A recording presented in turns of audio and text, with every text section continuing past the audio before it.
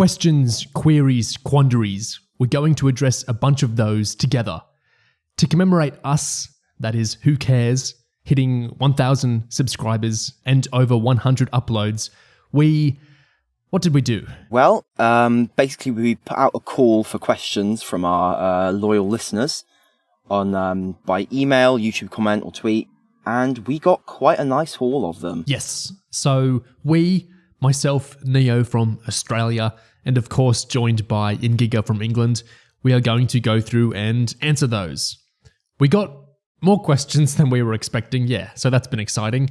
So I've split up and organized the questions across some different overarching themes, so there's a proper actual flow to how we're going to do this. And the scale of how many questions we received has led me to split up our answers and ensuing discussions across three separate discussions. So this first discussion you're listening to now will cover general questions and questions about our favorites and preferences for various things. And then later on in this first discussion, we'll get Astra on and we'll talk about our backgrounds, character stuff, RTD2 thoughts, Torchwood stuff, things about the state of the UK and storytelling mediums, lots of interesting things there. Then in the next release, part 2 of the Q&A discussion, we'll go specifically through all the behind the scenes questions we got. And then we will have Oliver on and we'll talk about various types of videos, Oliver's own recent Extremis video, and we'll talk about regeneration responses and specific things to do with television, stuff like that. Then in the third and final part of the Q&A discussion, we'll go over the future of Who Cares plans. And we'll go into the most specific and most in-depth questions we received. And we will also have Nate Bumber on, and the three of us will talk about nationalities and how they affect our opinions. And we'll also go through Doctor Who esoterica, or the questions we got related to that. Yeah, sounds good to me, I think. And also, because some people sent in quite large questions, we might address part of your question in like an earlier part, and then later on circle around to the other part, especially if you were touching on lots of different things.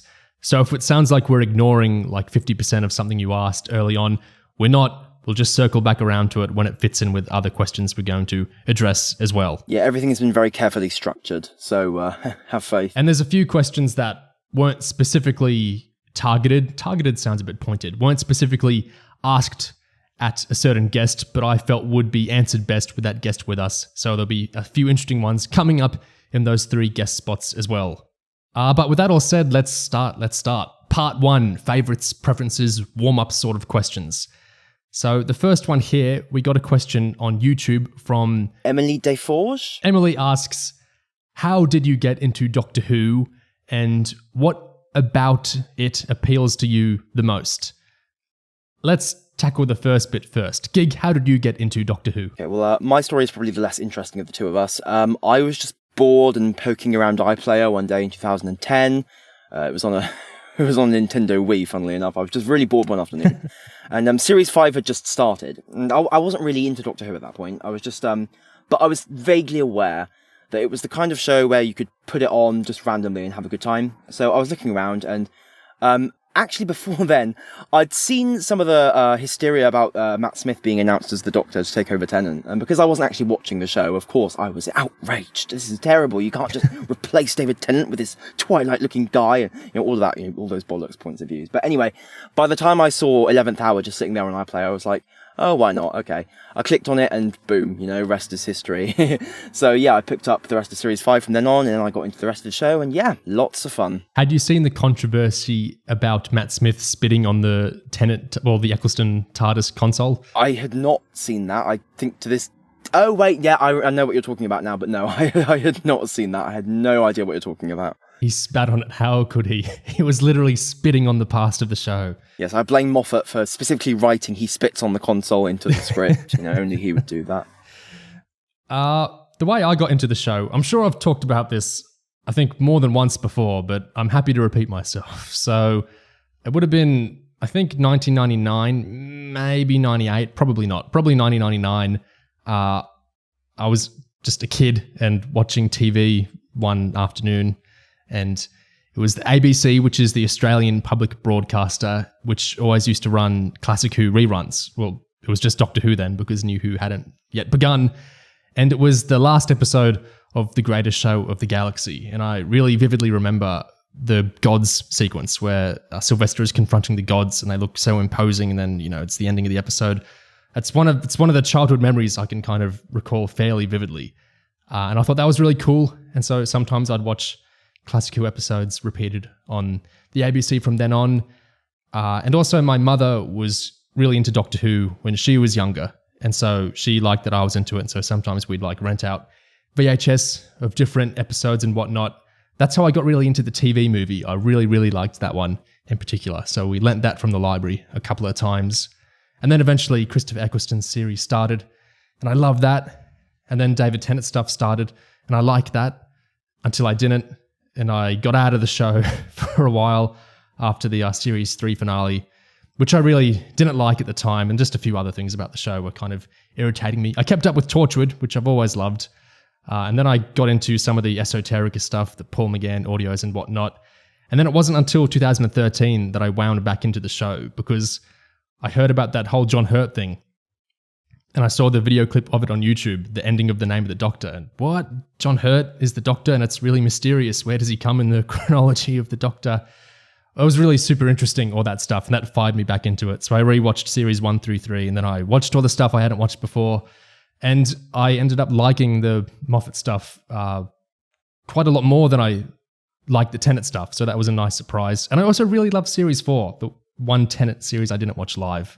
So that all came out pretty well.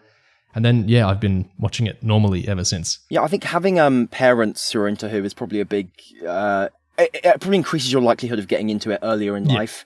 Whereas with me, my parents never really gave that much of a shit about it. I think my mum was vaguely aware of it in the 60s, but not as a lifelong thing. So yeah, it took me until 2010 to even start paying attention. I think we both had the same experience, though, of the Capaldi years were the years where we really engaged probably more with the show than we had before, and where it really felt like we were connecting with the show at a new sort of level. Would you agree?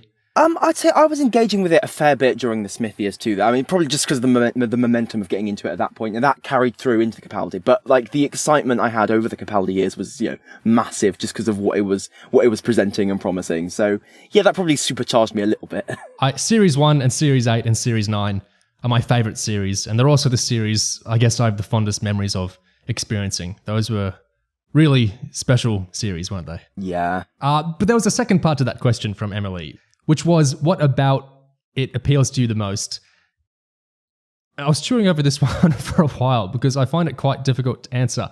If you ask me what about Torchwood appeals to me the most, I have really specific things I can answer, because I feel like there's really specific stuff about Torchwood that I love. I could rattle you off 5 or 6 specific things about the Torchwood TV series and the audios, which are, the specific things I love about that show.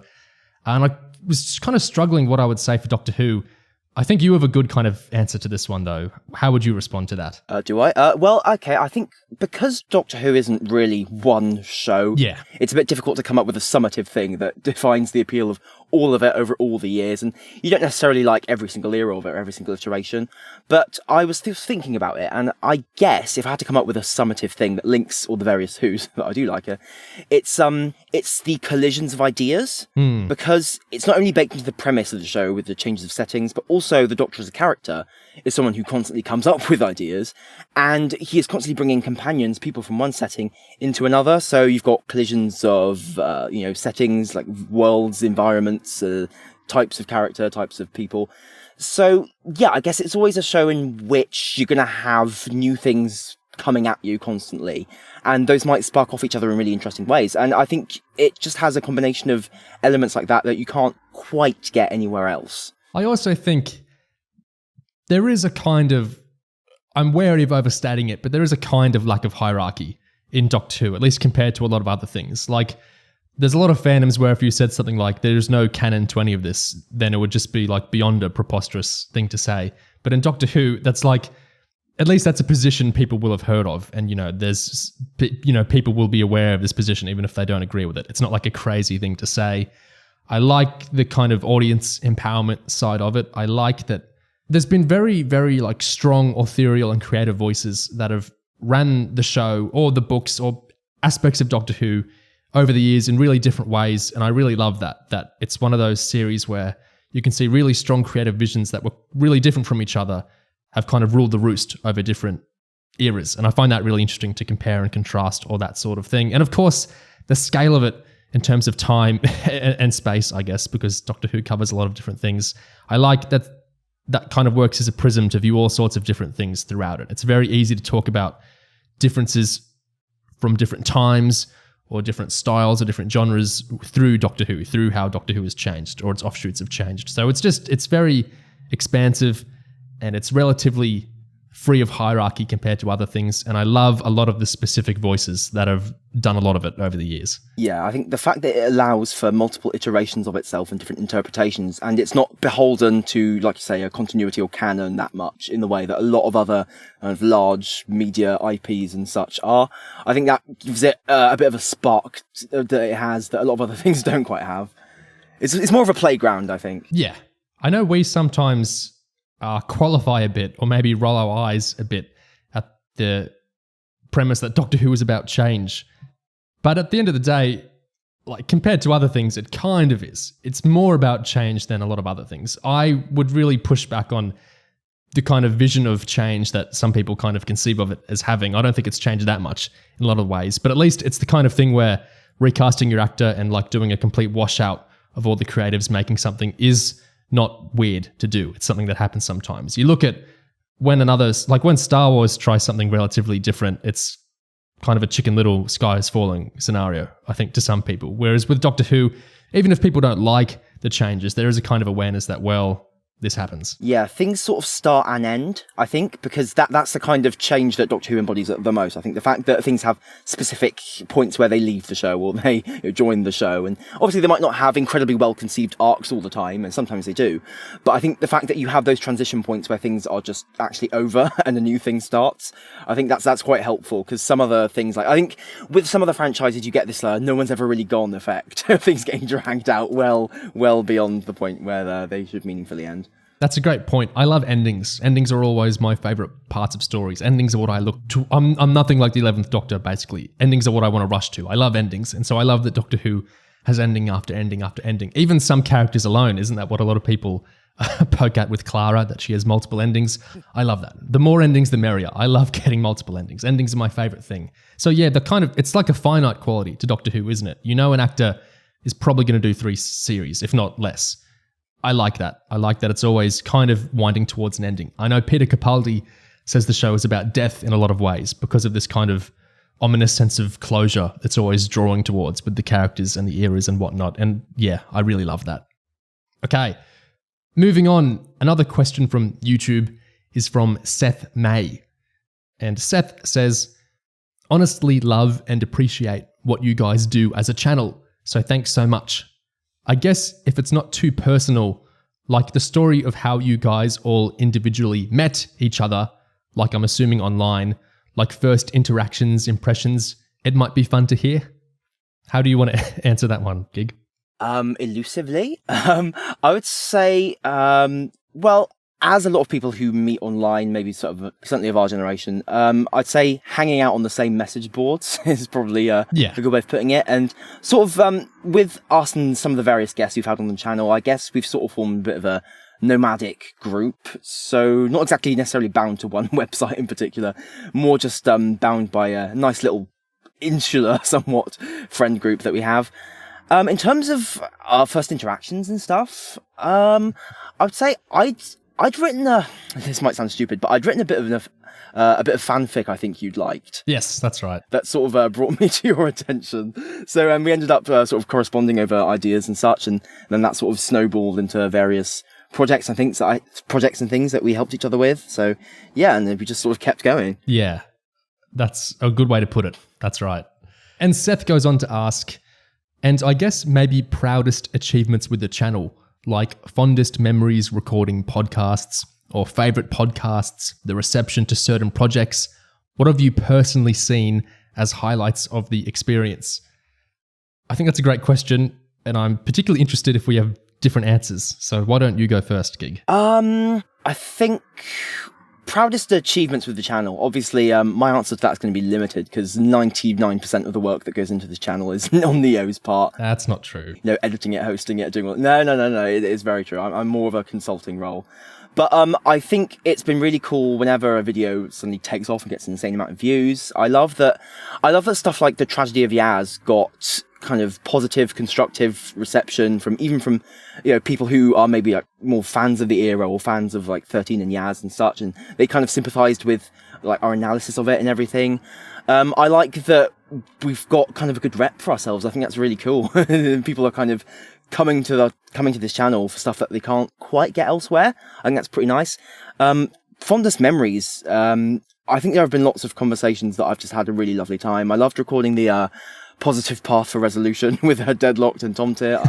I love just generally. I love talking to all our different mates like Tyler and Oliver and and Astra and Nate, and it's just been a really good time. I can't pick favourites. It's just been lots of fun overall. That's a good point with the Yaz stuff. It's so gratifying when if someone might disagree with some of the stuff we're saying, but they can tell we're not coming at it from like a dismissive point of view. That's really, really gratifying when like we've come across the right way. There's some stuff we've made where I've gotten frustrated that I don't think people have. It's the opposite of their fault. It's my fault. They're not receiving it the way I was trying to send it. Sometimes that's not the Yaz video. That's a different thing. I'll come around to that. That's really frustrating when you kind of feel like you've screwed up in some regard with how something's getting received.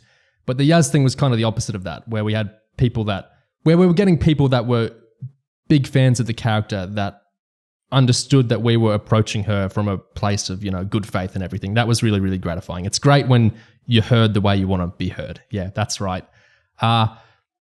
Like you, putting together the resolution, choose your own adventure thing was really fun. I guess with that and the Yaz thing, it's really fun to put together big, ambitious things like in secret. Like I like that we don't kind of generally flag up everything we're about to do. It's especially fun with the big things that they just kind of come out of nowhere. I like doing that. What I'm proudest of, it's the debates, I would say. The debates with Tomtit and with the gig. I'm really, really happy with those because I think that's a lot of my favorite things about what we do. It's the kind of interesting, sometimes outside the box arguments, being argued in interesting ways. It brings in lots of interesting and sometimes under-discussed sources. It brings in non-Doctor Who stuff in interesting and thoughtful ways. And it brings in our own kind of unique personalities and perspectives. And it's also more of a focused, kind of concise thing than the regular podcasts. I know a lot of people loved Oliver's great Extremis video that came out recently, which is, like a video essay. And I like with the debates that, they're largely pre-written things. So they're kind of shorter and they're more focused in that way. I'm super proud of those in lots of ways. And also the It's a Sin podcasts were a really good time. We put lots of effort into those and I think they came out really well. And it was so fantastic to get lots of people who'd, lived through what the show was about in the comments talking about their experiences. I found that a really, really special, meaningful time those couple of weeks, especially in the comment sections. You remember that gig? Yeah, that's really cool. Felt like we were doing something adult and meaningful in that sense. I'm glad we were able to talk about like a real sensitive topic in that way, and in the way that people appreciated and engaged with. And it was a cool show. I'm glad we could do a cool show about the cool show. Yeah, I'm not writing off the past stuff at all, but everything from kind of Sin onwards, or maybe Press Gang onwards, I'm like pretty proud of. I think we've formalized into a good style from there on, and it's kind of been fairly smooth from then on out. I'm happy with all that stuff. Do you remember the Years and Years podcasts, which I think is still the highest viewed things on the channel, came together like, they weren't like a big pre-planned thing we were going to cover that. I think we came up with that idea like 2 or 3 days before the first episode aired. We just thought that might be fun to do. Yeah, very off the cuff, and then it just sort of blew up, didn't it, in terms of views. I was just going to say, in terms of things that I'm proud of, I love the occasional music videos we've done with the singing and the editing. I think those are just a bit of, those are always entertaining to do. Also, we had Robert Sheeman make a nice comment on the Chimes of Midnight podcast, and we had the actress Caitlin Shorey, who's one of the actors for Claire on the Time Traveller's Wife, comment positively on one of the Time Traveller's Wife discussions we did. So those were both nice moments as well. Yeah, it's nice to feel real. The people you're lavishing praise on are actually aware of it. That's always nice. A bit embarrassing, but a bit nice too, yeah. Yeah, that ties into Oliver's recent video, doesn't it? It's nice to feel real. The next two I'll combine because they're about similar things. So the first comes from YouTube from Raven Woods. And Raven says, hey, congratulations on the milestones. You guys deserve it. I'd like to know, for whoever would like to answer this, what are your favourite shows outside of Doctor Who or the Doctor Who adjacent series, and why are they your favourites?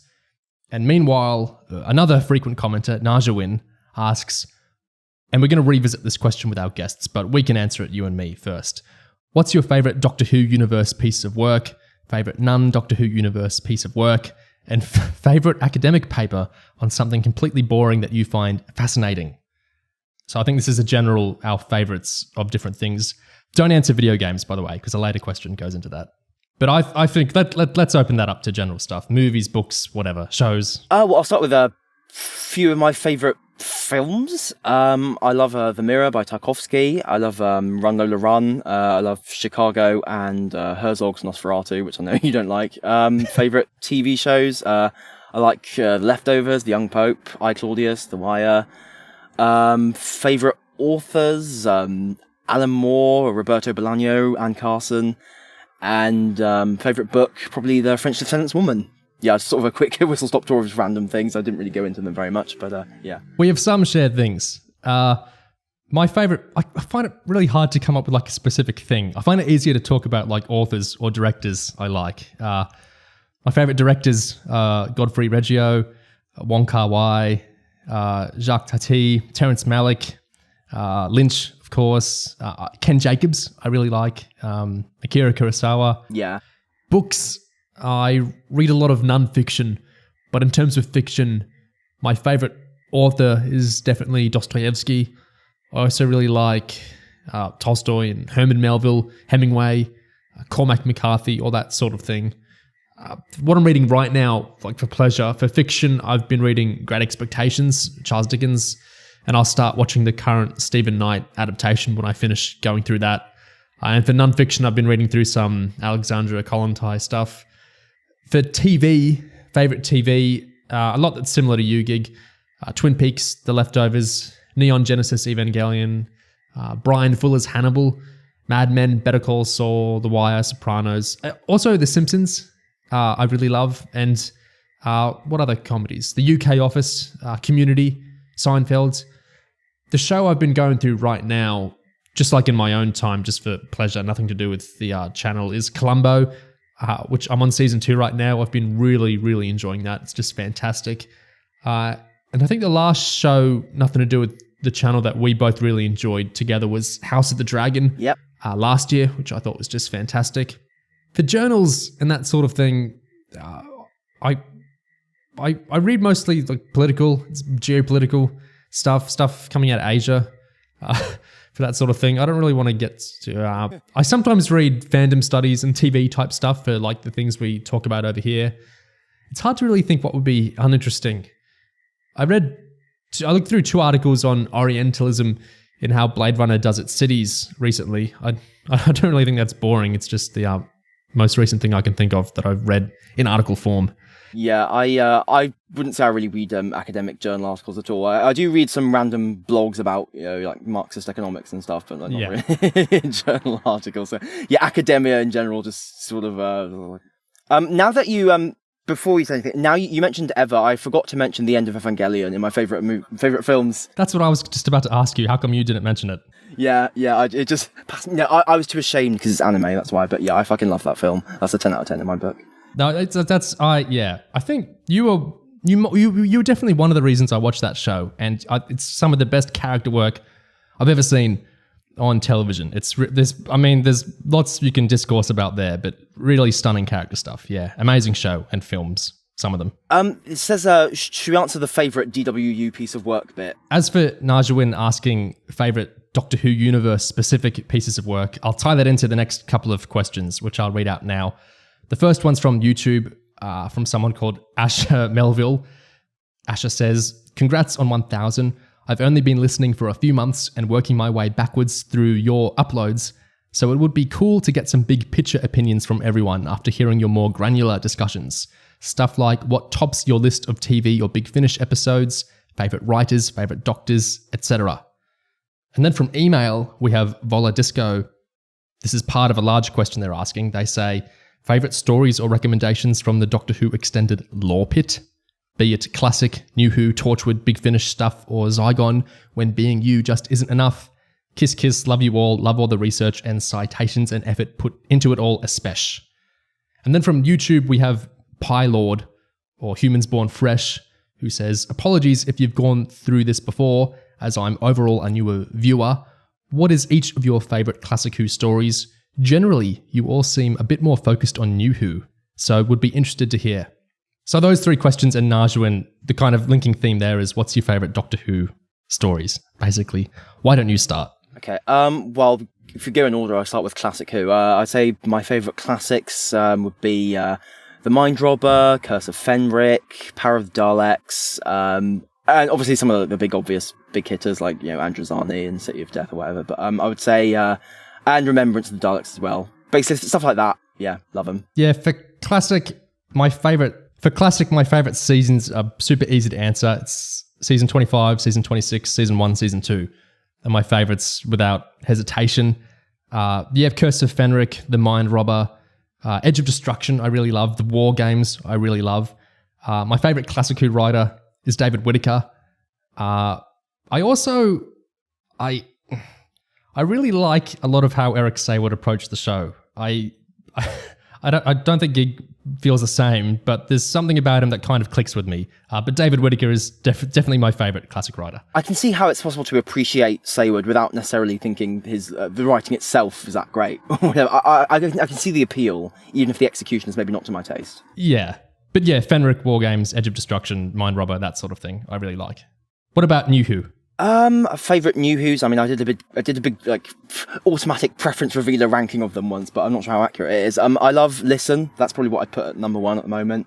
Empty Child and Dr. Dances, Heaven Sent, Amy's Choice. That's one that's in my top 5 frequently, as well as The Girl Who Waited, and I'm sure there's something that isn't by Moffat in there somewhere, or isn't Moffat era related. Wow. Yeah, well, Pandorica Opens Big Bang is another lover of mine, but that's sort of an overview. Nothing from our new showrunners era? Not honestly, the first thing from besides Empty Child, which is from his first series, but nothing from RTD himself until I'm looking down the list right now. Not even Midnight. That's one of my favourites. Midnight's at like my 26th most liked. Yeah, I like Midnight, but it's not like in my top list. For me, with New Who, like we said it at the top, Series 1, Series 8, Series 9, I adore as units. Series 1, I find it kind of hard to separate. I really love it as a big series unit. Like I love the individual stories, but I feel like it's stronger together, if that makes sense. It really feels like a joint unit of storytelling to me, Series 1. So I adore Series 1 overall and Series 8, Series 9. My favourite New Who episodes are Hellbent and Heaven Sent. Those are my 2 favourites. I also really love The Girl Who Waited, Amy's Choice, Kill the Moon, Listen. Should we do extended universe stuff now-ish? Like recommendations from that sphere? Yeah, let's do... Audios is easy. Why not books? What's your favourite books in Doctor Who? Favourite Doctor Who book? I would say Time Worm Revelation. That one's just quite special to me. It's one of the first ones I read, and I think it's just really, it's like embodies everything I could want a Doctor Who book to be honest. It's got massive ideas, massive big emotions, as Chib would put it. It's very psychological, very metaphorical. It's just an absolute blazing style. It's from Paul Cornell before he became Paul Iraq Warnell. It's just really, really iconic and really, really influential as well. I like, Nate's rubbing off on me. We'll have Nate later, but I really like Lawrence Miles's books.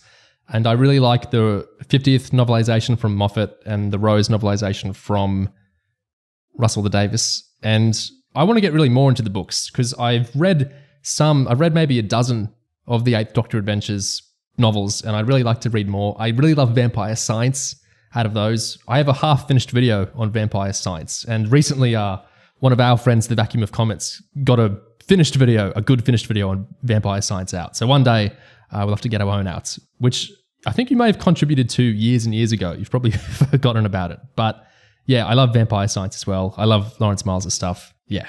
Audios. I would say audio-wise, obviously you can't beat Rob Shearman. My favourite of his is Jubilee, I think, just because I love Me too. What it does, everything it does with like the fascist England kind of alternate history, and the Dalek as a symbol for all kinds of things. I mean, it's funny, it's crazy, it's chaotic, it's terribly interesting. I love that. I would say something that I maybe don't bring up quite as much is I really love what I'd call the Home Truths trilogy, which are 3 audios in the range of the Companion Chronicles, which all follow a similar sort of format. They've got a framing story and a kind of inner narrative. They revolve around Sarah Kingdom from the classic series, and yes, those are just doing something really cool. I think Simon Guerrier in general, when he writes, it's sort of in the old days, he'd write these Companion Chronicles that would just be really, really quite something. And I think what that trilogy does is it's just got an incredible atmosphere to it. And it's a point where the framing story is as fascinating as the main story. And it's just really, really cool. Yeah. I like Rob Shearman and Jim Mortimer's stuff, I think is really interesting as far as esoterica. Well, it's Big Finish even esoterica. As far as extended universe stuff goes, Jubilee, Natural History of Fear. But for audios, I think I listen to a lot more modern ones than you and than some other listeners. And so there's a lot of modern audios I like a lot as well. The Master of Callus was a Derek Jacobi box set, which is sublime, and it's one of my favorite things the company ever did. I think it's just absolutely fantastic, all 4 stories in it.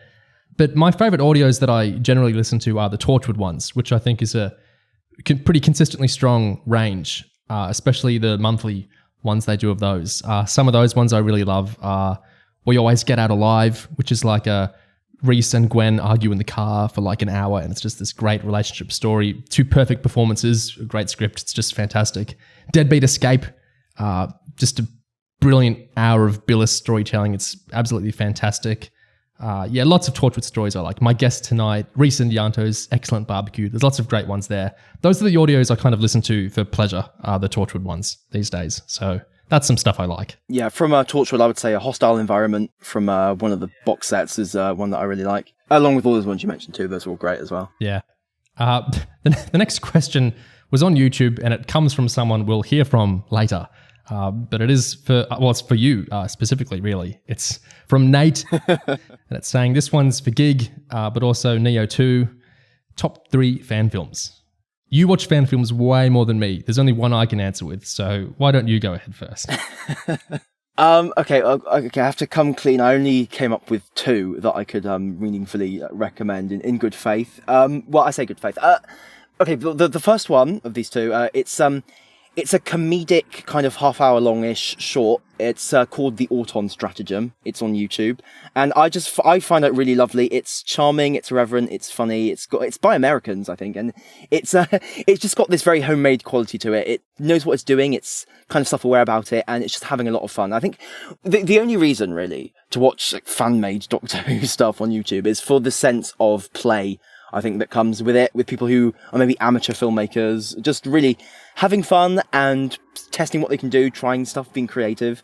And I love just the humour in that video, and just the jokes that they have, and the eccentric interpretation that it puts on the classic Who stuff that it references, and it's just really, really enjoyable. And the second thing I want to recommend sort of in inverted commas, it's something quite interesting and special in its own way.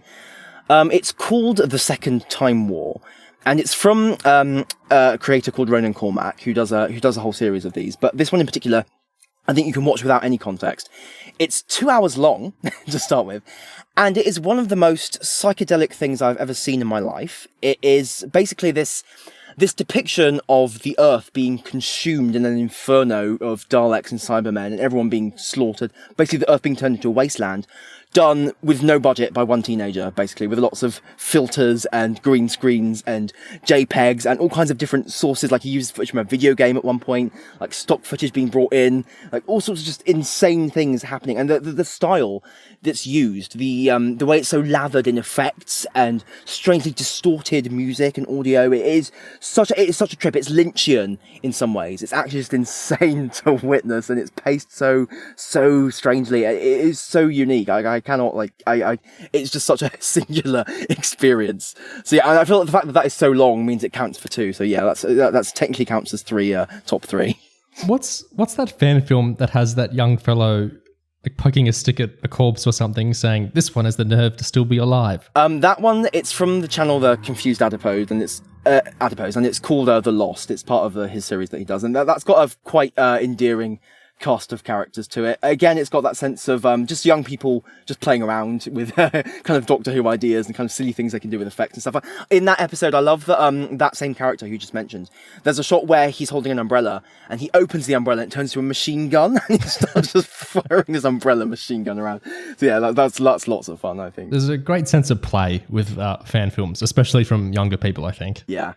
You're a fan of Velocity, aren't you, Neo? I love Doctor Who Velocity. This is entirely sincere. I'm not like, this is no ironic love. I actually think this is really good. I look forward to new episodes. It's called Doctor Who Velocity, and it's really has a really firm sense of itself, especially aesthetically. Like it's not trying to assemble itself in the shape of how the show actually looks in any New Who or classic era. It's got this really, really specific style, which I know isn't for everyone. What it looks like is, those scenes Zack Snyder sometimes does where he shoots in his backyard and he has this weird kind of little green screen set up, like the Ben Affleck added scenes in Zack Snyder's Justice League and that sort of thing, where it's like very clear that this is a completely digital landscape, but it doesn't feel cheap exactly. It just feels you're very aware that this is kind of digitally constructed. Yeah, the digital style and Velocity just gives it a really unique look.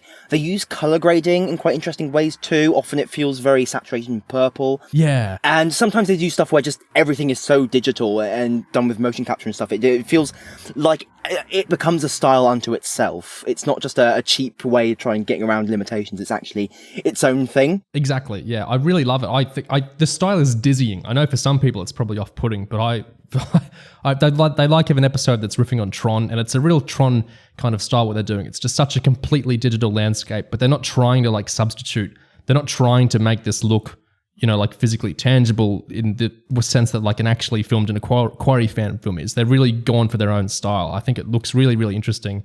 And I also really like their characters. Like they have a really funny interpretation of Davros, and I like the kind of initial arc with the Doctor, who's this great American lady, I think, and then Carl, who's like her initial companion, and then he's funny as well, and there's all these interesting sort of twists. It's just this really funny, endearing show with a really, really firm sense of self and a really firm aesthetic sense. It doesn't feel like it's trying to be anything else. It feels like it's very comfortable in its own style. And so I never used to really get fan films until that one, and now I get it. I really like that series. Moving on, another question from YouTube comes from Lewis, Space MacGuffin, and they say, congrats on 1,000 subs. My question is, what did you make of the 2017 K9 Timequake film? Well, I hopped into the timeline where it came out, and it was pretty good, But unfortunately, can't bring it back into this timeline. Can't cross the streams, as it were. So I'm afraid I'm under a temporal NDA. I cannot divulge anything further. Yeah, I really wish that had come out, but alas. Yeah, I think it's always a shame. I think you see people with the rights to all kinds of stuff trying to extend the legacy of it somehow, and you kind of you wish them the best, trying to kind of keep these random things that they have from Doctor Who, keep them going, but often it doesn't work out, and yeah. Also from YouTube, from a frequent fan of ours, Dino Posting, who posts really funny stuff about Eurovision on Twitter a lot. They say, 1,000 congrats. Who would be your dream Doctor Who showrunner, except Moffat, of course? I'm going to give the inherently regressive answer, but I mean, it's inevitable because I think when you think about who you want as Doctor Who showrunner, I'm going to lean towards people who have written Doctor Who before. So rather than cool, wonderful, strange new voices from around television, I'm just going to say Peter Harness, because he's just so mad. I think he would do something. It might be terrible, but he's just a man so driven by ideas, massive ideas. I would just be like salivating to see every new thing he put out. He's just got a huge brain on him. I love Peter Harness too, but I see you're keen to keep it in the family. You're keen to keep it with these middle-aged British men, I see. Well, it's like we were saying in one of the RTD2 casts. I like the sense of being able to have a transition where someone who's written the show before kind of takes over, as much as that's kind of inherently regressive and stuff. Obviously, what we actually want for RTD2 is to bring in a new writer who can then take over. Yeah. But I nonetheless want them to have written Doctor Who before, so I can see like what they've done, and they can have experience doing it before they run it. I thought hard about this one, and there is a person who would never do it, and they'd never be asked and they wouldn't say yes, but who, like, in a completely hypothetical world, I think would be really interesting, because the way they run shows I really like, and I think it's really similar to Moffat without being the same as Moffat, and they're one of those people who actually like Peter Harness as well. they absorb, so much of a text about something, and then they seem to come out with this kind of remix of it where it's kind of transgressive, but it's also not like insulting exactly. They kind of reformulate something in a really, really interesting way when they do adaptations. And that's Brian Fuller from NBC's Hannibal, American Gods. He had he kind of had a role in the new Star Trek stuff, but it's very complicated. He has the kind of approach to show running that I would like in Doctor Who. So you're happy with someone American running the show? I thought you were the staunch, it must stay British guy. Or was that just the casting of the Doctor? I'm not opposed to American writers. I'm opposed to American actors for the Doctor. Right. Yeah, I think he'd be really cool. The kind of Doctor Who connection there is he showran the first series of American Gods, which I like the book. I like Neil Gaiman's stuff, and I thought that was a fantastic adaptation that really thought through how to make it work as a TV show and kind of keep the good stuff and kind of excise some of the bad stuff in a more interesting way and also bring in what TV could add to it. And then he and Michael Green, his collaborator, left for complicated, lots of reasons. And then Neil Gaiman got increasing power over the rest of the show. And I stopped watching the show for, yeah. Anyway. The next question comes from a friend of ours, Hot Rod Cow, who emailed in and he says, for the lovely hosts of Who Cares, disregarding the episodes you may have actually liked, which Chibnall era episodes got you most optimistic as you were watching them before burning you? That's an interesting question because I wouldn't say I was exactly experiencing a surfeit of optimism watching any episode of Chibnall except maybe Demons of the Punjab. But in terms of ones that actually had a moment where it turned and everything was like, oh no, this is going, oh no. I would say Kablam would be an obvious one, just because that's sort of rollicking along as like a reasonable sort of fun episode, and then it just sort of like implodes in the denouement. Maybe also, I don't know if this is quite the same, but I think Spyfall Part 1 had a moment basically like when Sasha turned up and all the rumours turned out to be real, and it was like, oh god, when it suddenly is just like, oh fuck, yeah, everything comes crashing down. But on the whole, I wouldn't say there are really many episodes in Chibnall where I felt actively betrayed because my expectations were so high beforehand. I think, I don't want to overstate this. The way we approached Series 11 when we started, we were super hooked into everything coming out about the era before it started. We were watching all the press videos, listening to all the podcasts Stevens and Chibnall were doing. We were reading everything coming out because we were very engaged with the lead up before Woman Who Fell to Earth. We saw the leaks. We saw the leaked TARDIS picture. We saw the leaked clip.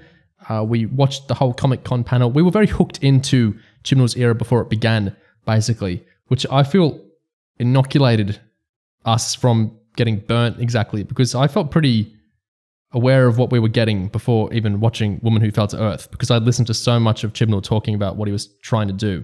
I think I've read so much Series 11 criticism that comes from kind of a different angle, where people were super optimistic from the get-go, and they kind of over time, often around Kablam, they thought, wait, this isn't quite working for me. I'm seeing a lot of big errors here.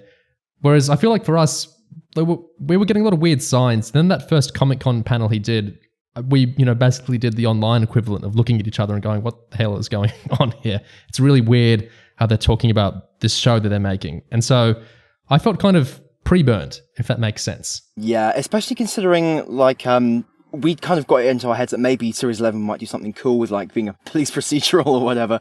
And then Chib was just talking about how, it's just the same old Doctor Who you know and love. Yeah, just make that really. And yeah, I think I'd say we were inoculated against having much in the way of hope from the start. I think just as an addendum there, it's worth clarifying, we were the opposite of inherently negatively inclined towards Chibnall taking on the show in Series 11 and everything. That negativity from us, or that skepticism is a better word, came very specifically when the press run for Series 11 really started and Chibnall started specifically talking about what he was doing and his specific vision for the show and what he was trying to do and everything. That's when we started going, what's he talking about here? What exactly is going on?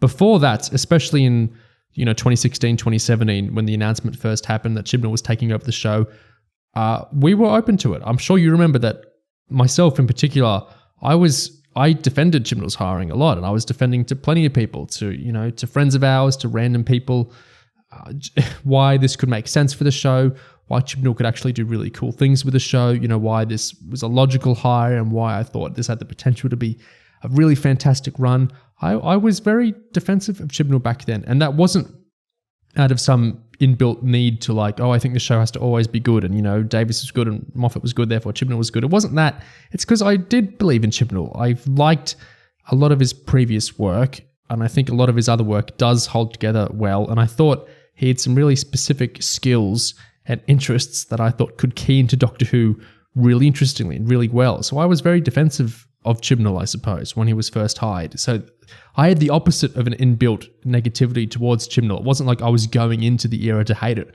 I was doing the exact opposite. I was going into the era ready to love it because I was defending, Chibnall's hire. It was when Chibnall started getting specific, and it wasn't just on Chibnall's past work that we were judging what Series 11 was going to be, but in Chibnall's own words, he started sharing what Series 11 was going to be, that you and I looked askance and started thinking, well, this is an odd sort of vision he's describing for the show. And then, the leaks and eventually The Woman Who Fell to Earth just keyed into that and went along with what we were unfortunately expecting from what he was talking about there.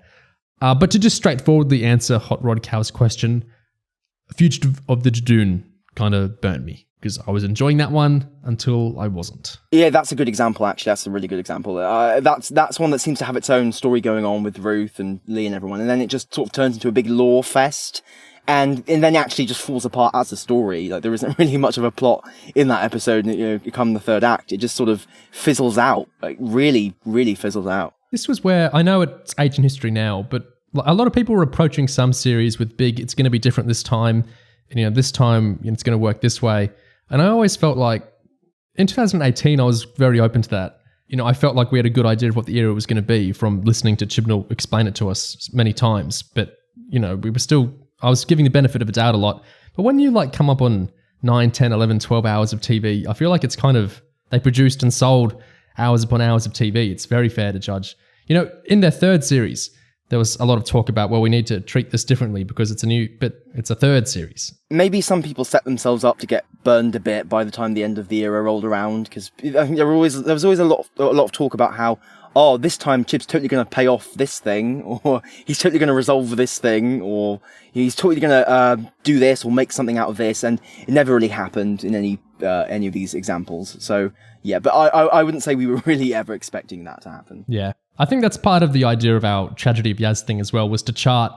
We were never really in the dark with a lot of this stuff. Chibnall didn't give many interviews, but the press is pretty open in what it says and what it doesn't say over time.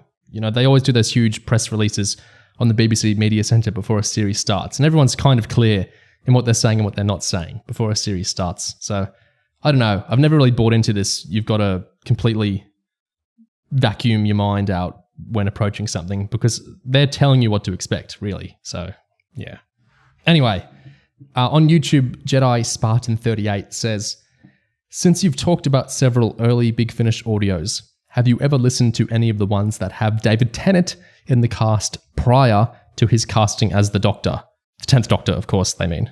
I've listened to Cold It, which it was from 2001. That has him in it, in a sort of a kind of antagonistic type role. I think I've also listened to... Actually, I think Sympathy for the Devil, is that also from before he was the Doctor? That's an Unbound one. Yeah, I've listened to that too, although I don't remember it as well. Yeah, that's what I was going to say. Yeah. It's in Hong Kong, David Warner Doctor. Yeah. There's a pretty good audios, I think. Yeah. I don't really have much to add about them, though. Yeah, David Tennant's a great actor. He's done great things with and without the Doctor role. Next up, on YouTube from Zach Inc. or Zach and Company, Zach says, I'm still utterly flabbergasted at how small of a channel this is due to just how well put together all of your videos are. Congratulations on 1,000 subs regardless. I've got a few questions. What are your favorite stories from video games? And finally, what are your favorite flavors of ice cream? Well, video game wise, one that people might not expect. Not maybe the Silent Hill game people might expect. I really love the story in Silent Hill Shattered Memories, which is from the period of the franchise where it was getting passed off to Western developers and everyone hated it. But that game is by Sam Barlow, who went on to do various FMV-based narrative games like Telling Lies and Her Story. And yes. Shattered Memories has a really, really cool just concept to it, and an ending reveal that makes it really replayable, and the way it parcels out narrative through the environment, I think it's just really fascinating, really lovely. Besides that, obviously I love the story in Disco Elysium. I love the style, the way that's written, and just the overall, the themes, the world, the narrative of that, the characters. And I also quite like the story in some of Yoko Taro's games, like the first Drakengard and the first Nier, just because I love the way that those just really bleakly and nihilistically send up the sort of the thick-headedness and violence of kind of RPG storylines in general. So yeah, I just love the sense of humour there. I find it difficult to answer this. Like, I can answer what are your favorite video games, favorite stories from video games. Like some of my favorite video games have stories, but they're not in there's no words, but it's still a story. You know, a story's still going on there. So like, one of my favorite games is that game company's Flower game, which has no words per se, but it's very much, there's storytelling in there. I think it's a really great story. I really love that. More traditional stuff, Planescape Torment, Metal Gear Solid 2, and Metal Gear Solid V. Fallout New Vegas. I really like walking simulators. Like, I love Firewatch. I love Dear Esther, which is this kind of modular sort of almost, it's kind of randomized storytelling, but I think it's really fascinating how that works, and it's still very meaningful, even though there's an element of like randomness to it. It's very much kind of an audience participation kind of thing. Yeah, Spec Ops: The Line, some of the Deus Ex games, because I really love immersive sims like that sort of thing. Yeah. Genres I sort of feel at home in.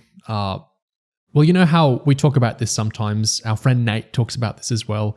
How author Lawrence Miles has talked about Doctor Who as a sort of native mythology to him. Like, it's something he is so familiar with, grew up with. It's such a shorthand to him and sort of a default form of communication and things he can relay in shorthand through Doctor Who comparisons. Well, I kind of feel that default sense of comfort and communication. I kind of feel that with isometric CRPGs in terms of video games. So I mentioned Planescape Torment earlier, which is my favorite one, but there's loads I love, and there's even more I've played. I really love the first Fallout game. I love the relatively recent Tyranny game from Obsidian Entertainment. It's a studio I love. I really like that sort of game. I should have mentioned this in the favorite book discussion we had earlier on in this discussion, but fantasy really is like my home ground genre, like my native mythology genre. It's what I grew up on and everything. It's a genre I'm really, really familiar with. It's a shorthand to me, absolutely, as much as Doctor Who is. So yeah. In terms of other games and game stories I really love the work of the game developer, game director Josh Sawyer, who led New Vegas, which I mentioned earlier. He also we led the Pillars of Eternity CRPG games and some great older Obsidian and Black Isle stuff as well. And I really like immersive sims like Deus Ex I mentioned earlier, Dishonored as well. That's another great series in that genre, that sort of thing. And third-person RPGs like your Elder Scrolls and that sort of thing as well. That's another sort of home-based game genre I've loved since they were doing those. I remember playing Morrowind when I was quite young, back in primary school, and that just feeling like a whole new world to me. That was a really memorable moment, renting that game and playing that game. That was just amazing. Still love Morrowind to this day. It's great. The last game I really played, like a game I sat down and played for multiple hours, not just like a little playing something in someone's house or whatever, was Cyberpunk 2077, whatever year that came out in. I think it was 3 years ago or something like that now. I loved that game. I thought that was great. One of those things really weighed down by so much discourse and paratext kind of separate to what it is in its own right. And Gadget, Invention, Travel, and Adventure is this 90s game that I love as well with really cool storytelling. That's a really good one. The game I want to play sometime, I've been meaning to do this since it came out, is Josh Sawyer's new game called Pentiment, which seems really inspired by Name of the Rose and things like that. So that looks really cool. Anyway, for the second part of this question, ice cream, it would have to be mint chocolate chip. That would be my favorite. It's strawberry for me. Yeah, very boring choice, but yeah, it's got to be strawberry. And this feels like a good point to move our discussion forward. So Gig and I have had our two-person discussion on favorites and preferences and general questions. Now I'd like to bring a third voice in now to move into the second phase of this discussion. So I want to bring in our longtime friend Astra from Scotland. Astra, to start with, hello. Do you like ice cream? Yes, I very much enjoy ice cream. Well, what's your favourite flavour of ice cream? Because that's what we were asked. You should answer that one too. To segue. Oh, mint chocolate chip, most likely. Yes. Really? What? What's wrong with mint chocolate chip? I said mint chocolate is all. Oh, okay. There you go. It's because it's the best one, obviously. Yes. So, segueing off that ice cream question from Zach, we're moving into our first guest feature. We're getting Astra on to talk about all sorts of things. Astra, a fellow enjoyer of mint chocolate, if we want to expand that question from Zach. Astra, how are you doing? I'm tired, but I'm good. Hello? Are you pleased to see questions directed your way? Very much so. Very much. I'm actually very excited that anyone paid attention to me enough to think of questions for me. So, Of course. I'm buzzing. We'll start off a question from YouTube from Naja Win is one that's getting directed to all the guests. And they are asking, Astra from Scotland, what's your favourite Doctor Who universe piece of work? Your favourite non-Doctor Who universe piece of work? And your favourite academic paper on something completely boring that you find fascinating? If you don't have an answer to that last one, it's fine. But neither did I. But the first two, I'm sure you have an answer to. Favourite Doctor Who-y thing, favourite non-Doctor Who-y thing. Okay. So my favourite Doctor Who thing. I suppose if we're gonna say piece of work, I guess that would include like episodes and everything, or is meant to include episodes. I would say that Yeah, episodes, sure. out of all of them, I would probably narrow down to something like either Hellbent or The Doctor Falls in terms of episodes.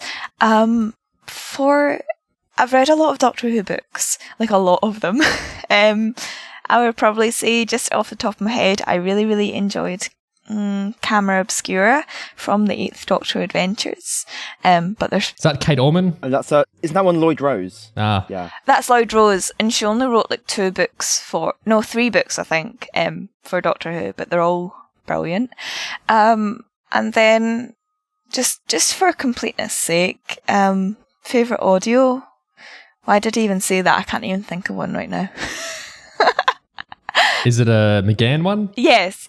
Well, pretty much there's multiple favourite audios, I would say. I quite enjoyed Scherzo, probably. That's how you pronounce it, isn't it? Yeah. I was expecting Minuet in Hell. I'm surprised you went for a Shaman. Oh, what a terrible... I'm sorry, what a terrible audio. I hated that. It was really painful. I genuinely listened to it on like 2 times speed to get through it. Sorry, I know that's sacrilegious, but you can forgive Minuet in Hell. That was horrible audio. Anyway, my favourite non-Doctor Who piece of work. Okay, this is the tough thing because I've got like interests that chop and change constantly. Right now, I am quite into. Well, I've gone back into like World of Warcraft and like Warcraft lore. That's a big thing, and it's always been an enduring interest for me. So probably I'm just gonna settle for that one. Like I really, really enjoy Warcraft lore, and it's sometimes terribly written, but it's very, very charismatic. So I quite enjoy that. There's probably a lot of things though. If you sat me down and like asked me what sort of things I enjoy, I would probably manage to list a whole thing. So we'll just stick with that one right now. Sure. World of Warcraft. And my favourite academic paper on something completely boring that I found fascinating. Now, I wouldn't say it's boring, but I was thinking really hard about this one because I've read a lot of academic papers throughout like university and everything, and they were all quite interesting in their own way, but I feel if I'm going to give something like very recent that I really, really enjoyed, and the thing is, I don't think other people would find this boring, but some people might. I recently read a book on anthrozoology, which is like the relationships between humans and animals, and it's not an academic paper, but it's an academic book that obviously references a lot of papers. So it was called Some We Love, Some We Hate, and Some We Eat by Hal Herzog, and it just basically explores. It's primarily about like ethics, and I guess, the ethics of our relationships with animals. But it was really, really fascinating. So if you're interested in animals at all, then I really, really recommend it. It's brilliant. I am interested in animals. I was trying to teach zoomorphism to some people lately, and they found the word very funny. But animals are great. We all love animals. Yes, there you go. There's my recommendation. Moving on, also from YouTube. This is from someone with an animal in their name. Perfect. Yes. It's a very smooth segue from myself. This is from Walrus in the Matrix. Animals, Walrus, Neo, Matrix. We're cooking with fire here. Walrus says, what are your guys' backgrounds / degrees / jobs, etc.? Walrus, we have the right to be vague with this one as well. But I'll let you guys lead the pack on how you want to answer this. Lead the pack, animals. There you go. Gig, do you want to go first? Since I'm squid themed, I'll go first. I'll just say all I'm going to say on this front is the word theatre. I'm just going to be deliberately aloof and vague with my answer. I've done, in terms of education-wise, I did a module in a TV studio at one point, and I did a very strange degree with lots of strange activities and exercises and things and performances and writing of things, and yeah, it was a weird experience. But yeah, the word theatre probably sums up the background I come from. And if I'm going to go for a one-word summary of mine, it would in fact be animals. But I have a degree in zoology and an honours degree, and then a master's in animal welfare. But my current job, well, I'll be vague with it. I'll just say it's education. Yeah. I'm sure I've mentioned before, public relations. That's something I used to do. But now I have a master's in something I actually enjoy doing, which is also to do with education. It's very to do with education. So that's my answer to that. If that's what you meant by background, Walrus, I don't know if you meant a cultural thing instead, in which case I don't really know how to address that. It's not. Yeah, I think we answered that one, frankly. Yeah. Yeah. They're not here to hear our life stories anyway. Yeah. Let's get to the Doctor Who material. I think they're just interested in like sort of, our perspective, like if whether that might influence like how we view things like that. Yeah. This one is an email from an unnamed person, which you're allowed to do online. That's how that works. They say, to ones passionate about Yaz and Thasmin and shipping and that sort of thing, like yourself, Astra, do you think there's anything Doctor Who could do in Russell's new era that could improve Yaz's ending and character? Can that sort of damage be retroactively fixed? Can Yaz and Thasmin be redeemed in some ways? They have a second part to their question, but that's the first part. Can RTD2 retroactively fix Yaz, Thasmin, and that sort of thing? So this is a tough question because I feel like I'm going to give a pretty boring answer, but in short, no, I don't think there is anything that can be done to fix that. The issue with Thasmin is it was left to the very, very last moment, so it's not even like, one thing I thought of, like, could they release maybe, I don't know, supplementary material like novels or whatever set during that era, and that would explore Thasmin more? And the answer is no, because it genuinely was left to the 11th hour to, not the episode, that is, to explore this idea. So it's not even like, okay, they got, I guess, Yaz confessed her feelings like earlier on, and then there was a long period of time where we didn't see their adventures, and then in that case we could have had, like, I don't know, maybe during the current era or this upcoming era they could have released a novel or something that was placed in that sort of blank space, but that blank space didn't exist. It pretty much very, very quickly went from the introduction of Thasmin as a legitimate possibility, or, as in something that was no longer subtextual, and then very, very shortly after, it was shut down entirely. And the thing is, the way things ended off with 13 and Yaz, it was very evident to me that 13 wasn't really interested in pursuing that with Yaz. So ultimately I don't think there's anything that could be done to rescue that relationship retroactively. And you've got a whole like other issue, like it's not a case of the current Doctor could go and visit Yaz because, you know, it was 13 that she fell in love with, you know, and that would complicate things quite a lot. But for Yaz herself, I think her ending was miserable. The only possible, I was about to say the only saving grace would really have you showed, if she was briefly shown and she's like living a happy life, which is one thing, but then you'll always be sad thinking about the fact that it was the Doctor she loved and she loved the adventures and all that stuff, so now she's stuck on Earth. I would hope she finds happiness after all of that, but ultimately I don't think that there's anything in this upcoming era that could fix that damage, aside from just having better representation going forward, which doesn't fix the Thasmin situation, but certainly from now on I'm hoping to see some more, you know, which I would expect from RTD, to be honest, some more LGBT sort of content and just positive, happy, like good stories that don't just end in separation or death, like I'm sorry to say, but that was something that Chibnall seemed to favour. So, you know, that's the only thing I can think of. Like, no, Thasmin can't be fixed in my mind. I'd be surprised, but pleasantly surprised if RTD found a way or was even interested in exploring that. I don't think he's going to or he would want to.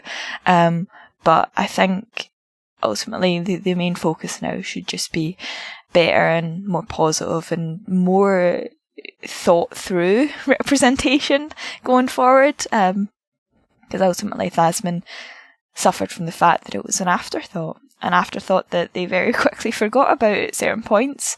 So, but I don't think RTD will do that. So I think, yeah, that's pretty much it.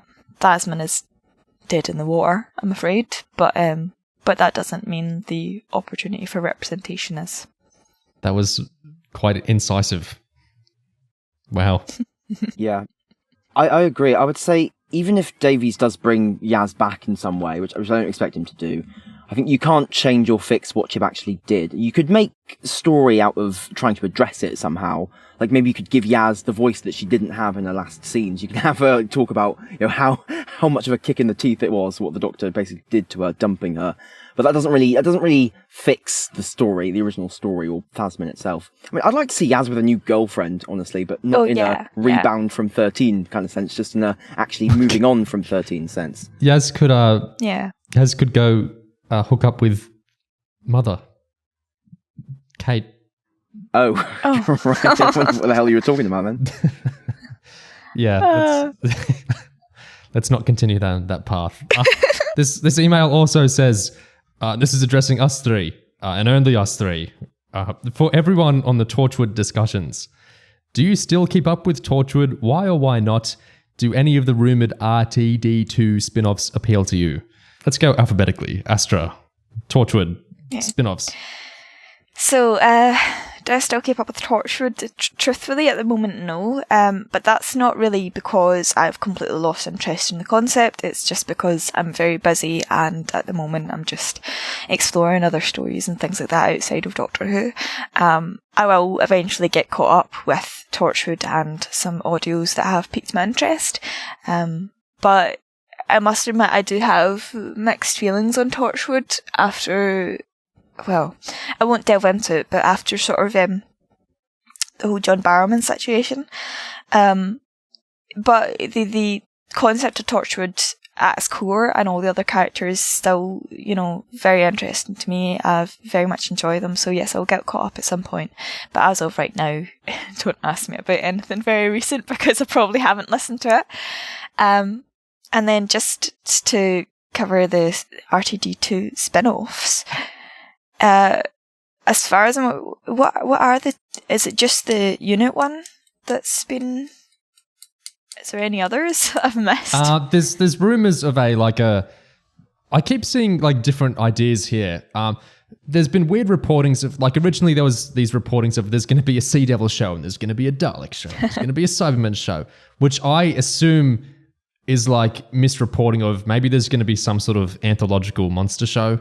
Yeah. That's the vibe I get from the weird whisperings we've heard. So maybe a monster anthology show maybe is happening. Okay, so monster anthology show, I'm really sorry, but no, that doesn't interest me at all.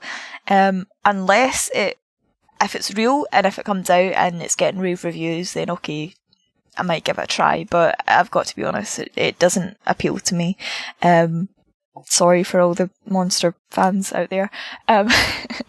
As for the Unit spin-off, which to be clear isn't announced or anything, but like Nicola Methvin, the Mirror writer who gets things right all the time for years and years and years regarding Doctor Who and Doctor Who leaks, she's reporting it confidently at the Mirror, so I don't tend to bet against her. Okay, so a Unit spin-off now. And am I right in saying that most likely Gwen Cooper is going to be in it? Yeah? A lot of people are saying that, but no one I trust, and so no one proven reliable is saying that. Doesn't mean it's not true, just means no one that I trust to be reliable is saying that right now.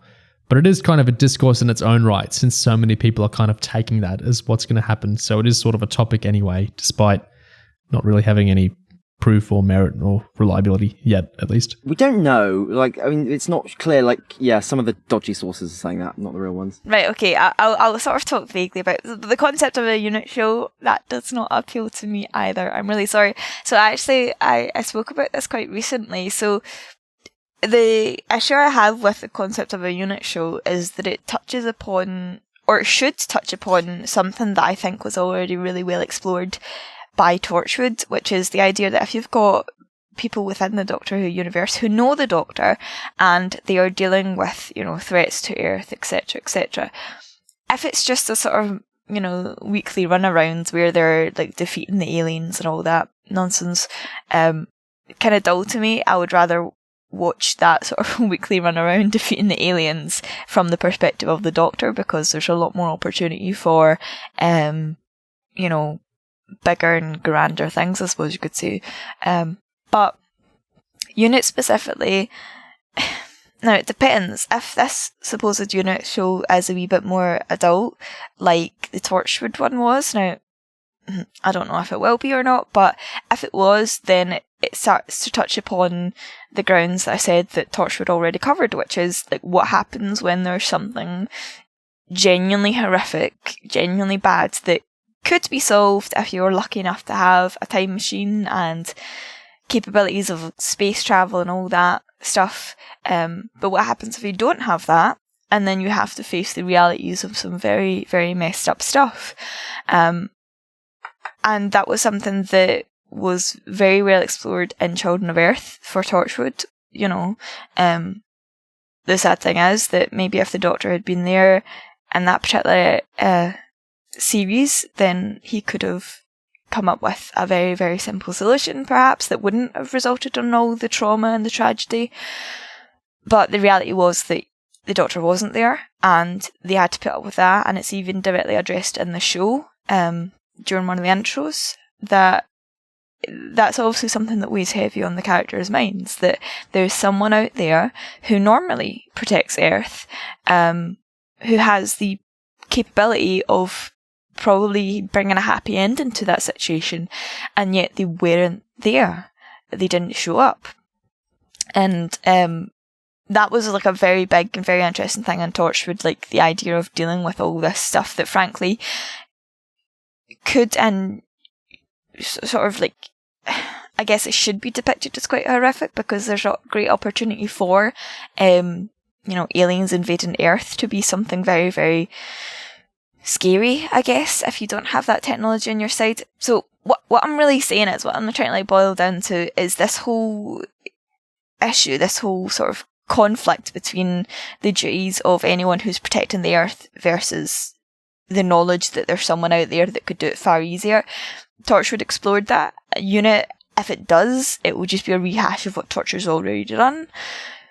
And probably not in an exciting way, because I've got to be honest, I'm not the biggest fan of Unit as a concept or of Kate Stewart. I think she's fine. I just don't know if she's like lead material in terms of maybe they'll introduce something about her that some sort of inner character conflict that will make her interesting. But Torchwood was fascinating, also partially because every single character in it was deeply flawed in some way, and that was like really, really good to watch. But as of right now, I'm not really aware of anything with that, with the potential unit characters. And as for the rumour of Gwen Cooper coming back, I'm not keen on that at all. I don't think her character is in the right spot for that. And with regards to how the Torchwood audios handled Gwen, I think, well, aside from one part of that storyline, but we'll not get into that. But the rat. But how the audios handled Gwen's storyline was much, much better, and I would be very sad, I think, if you would see Gwen coming back and it is not in the same spirit as the sort of audios dealt with her, because I felt that was most in line with her character and after everything she'd experienced. Summarize Unit would be boring to me, I'm really sorry, but the main reason is it's just because Torchwood has already explored all the ideas that a sort of planet Earth, alien fighting group would... I literally forgot what I just said at the start of that sentence. Torchwood's covered everything I would want to see from it, basically, so that's me. I can't believe this Kate slander. I can't believe you don't want to see Mother be mothering on the big Disney Plus silver screen. Oh, God. Yeah. Can we move on from that? I don't want to think... Do you want to answer any of that stuff before me? Torchwood, rumoured spin-offs. Well, regarding Torchwood, I haven't been keeping up with the audios, and regarding the Among Us box sets, I have zero interest in any future ones of those. I've just been burned too much from the previous... You're avoiding future pain, you could say. Good one. I wasn't happy with how they really handled the story arcs and stuff. If there's ever like a standalone episode from one of them or outside that little range that's really highly recommended, I'd be willing to check that out. But I wouldn't say I have like a huge interest in keeping up with those overall. Regarding the RTD2 spin-offs, I'd echo the sentiment of not really being interested in Unit as a concept. I think the best case scenario is it's just boneless Torchwood, and the worst case scenario is it's some rubbish Marvel thing, like, here's what the people with the science facility and all the guns do when they're trying to deal with stuff, and it's just... I'm not really a fan of how RTD really uses Unit in the stories, and not particularly a fan of Kate or Vanessa Redgrave's performance as Kate, or... Is that her name? Oh, Gig, you've made two big errors there. Your first error is that you've mixed up Gemma Redgrave, Kate's current actress, with Vanessa Redgrave, Gemma's aunt, a highly decorated actress in her own right. Vanessa and Gemma are of course part of the esteemed Redgrave acting family, a 5-generation spanning dynasty. Vanessa being the daughter of Sir Michael Redgrave, Academy Award-winning actor, and daughter of esteemed actress Rachel Kempson, as well as the sister of celebrated award-winning Lynn Redgrave and actor Colin Redgrave, and wife to Franco Nero, famous in his own right of course, Django, and mother-in-law to famed Liam Neeson, and on and on and on it goes. More and more industry names falling out my ears, generations on generations. How marvellous. For your second error, I mean, come on, don't you think you're being a bit hasty here? We have not seen much of this character. I don't think there's that much to judge here. She's only had, 1 or 2 spins at the wheel? Yeah. She's only been here for like 10 years, it's not really, she's barely here at all, really, but still. In terms of even just the stuff that they could add to the show to make it interesting, like introducing new characters and stuff, I just feel there are such limits with what you can actually do that won't just feel like either boneless Torchwood or boneless Doctor Who, or just really lacking the things that make me interested in Who in general. I would say, to be fair, if they announced that Ingrid Oliver was coming back as Osgood and had a starring role, that might pique my interest a little bit. But all the focus on Kate, I'm just like, whatever. And as for the Monster Anthology thing, again, I'm not particularly interested in the monsters, but if it turned into a platform where people could do individual stories that had a bit of their own identity to them, I think the anthology concept is kind of interesting. But it could easily just be some boring shit like, oh, here's the story of the Daleks. Do you remember that those animated shorts I think James Goss wrote a while ago back, which is called Daleks! Featuring Daleks versus the Mechanoids? Like, if it's anything like that, I will stay far, far away. Yeah. For me, do I still keep up with Torchwood? Yes. Every month I listen to the new one. I've kept up with them pretty consistently. Every now and again I'll lapse for a few months and then I'll catch up. But yeah, I love Torchwood. I really love audio Torchwood specifically. I think is done really well for the most part. So every month I listen to one of those new ones on a drive and they're still pretty consistently good. The last one I really, really, really liked was November 2022. We're talking in March. No, we're talking in April 2023 right now.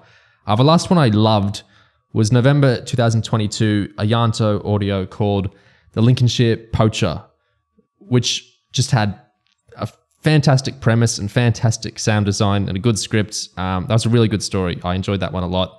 And then, yeah, they're pretty consistently good. And a couple of times a year, there'll be like a few great ones. So I happily keep up with those. I really enjoy those. Series 7, Among Us. Well, actually, our next question is more about that. So I'll wait to answer that one there. Do any of the rumored spin-offs appeal to you? Monster Anthology, maybe? There are some episodes of New Who which are like kind of monster heavy. Like Blink is Dr. Light and there's a lot of focus on the new monsters. And I think obviously that's really good. So yeah, that could work, I suppose. I like anthologies. So maybe that's maybe. The other one, with Torchwood, there's a lot of really, really specific things I can nail down why I like it. I know at the top, before Astra came on, Gig and I were answering the stuff Gig and I like about Doctor Who, and we kind of stumbled a bit because Doctor Who is a bunch of different shows and it's hard to nail down like specific things that cross over all of it. But with Torchwood, I find it super, super easy to say the things I really specifically like about Torchwood. Like the investigating weird mysteries when there's a actual big chance always that the mystery might be a sci-fi thing, or it might just be a human nature thing, or it could be a supernatural thing. It's not like Doctor Who, which is nearly always going to default to a sci-fi thing. With Torchwood, sometimes it is a Peter J. Hammond episode or something. Sometimes it actually is a spooky supernatural thing and there's no but it's probably science. Sometimes it is supernatural. I love that on Torchwood, it could really go any of those three ways. And you really feel as a viewer and listener that it's not necessarily going to be the sci-fi thing. I really like the kind of misanthropic style of the show in terms of how it looks at relationships and human nature. I really love how it looks at institutional corruption and especially the audio's more specifically British imperialism type stuff. I love the kind of atheisty 2000s version of the afterlife it plays with in a lot of its stuff, especially series 2 of the TV show and then some of the extended universe. I love the big kind of the very, what's the word? Not camp, but it's very bold in how sexualized it likes to be. I think that's a lot of fun.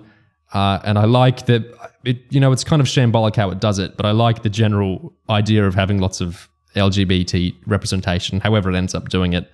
I love the little fantastical secrets and mysteries just scattered around like lo-fi and domestic settings, little fantastical portals to a weird world. One of my very favorite episodes is Small Worlds from series 1, like the fairy one, which it really does that really well. I love the resilience it has, like Doctor Who, to reinvent itself. Like the TV show coursed through different teams and structures across seasons. It had, huge format shakeups.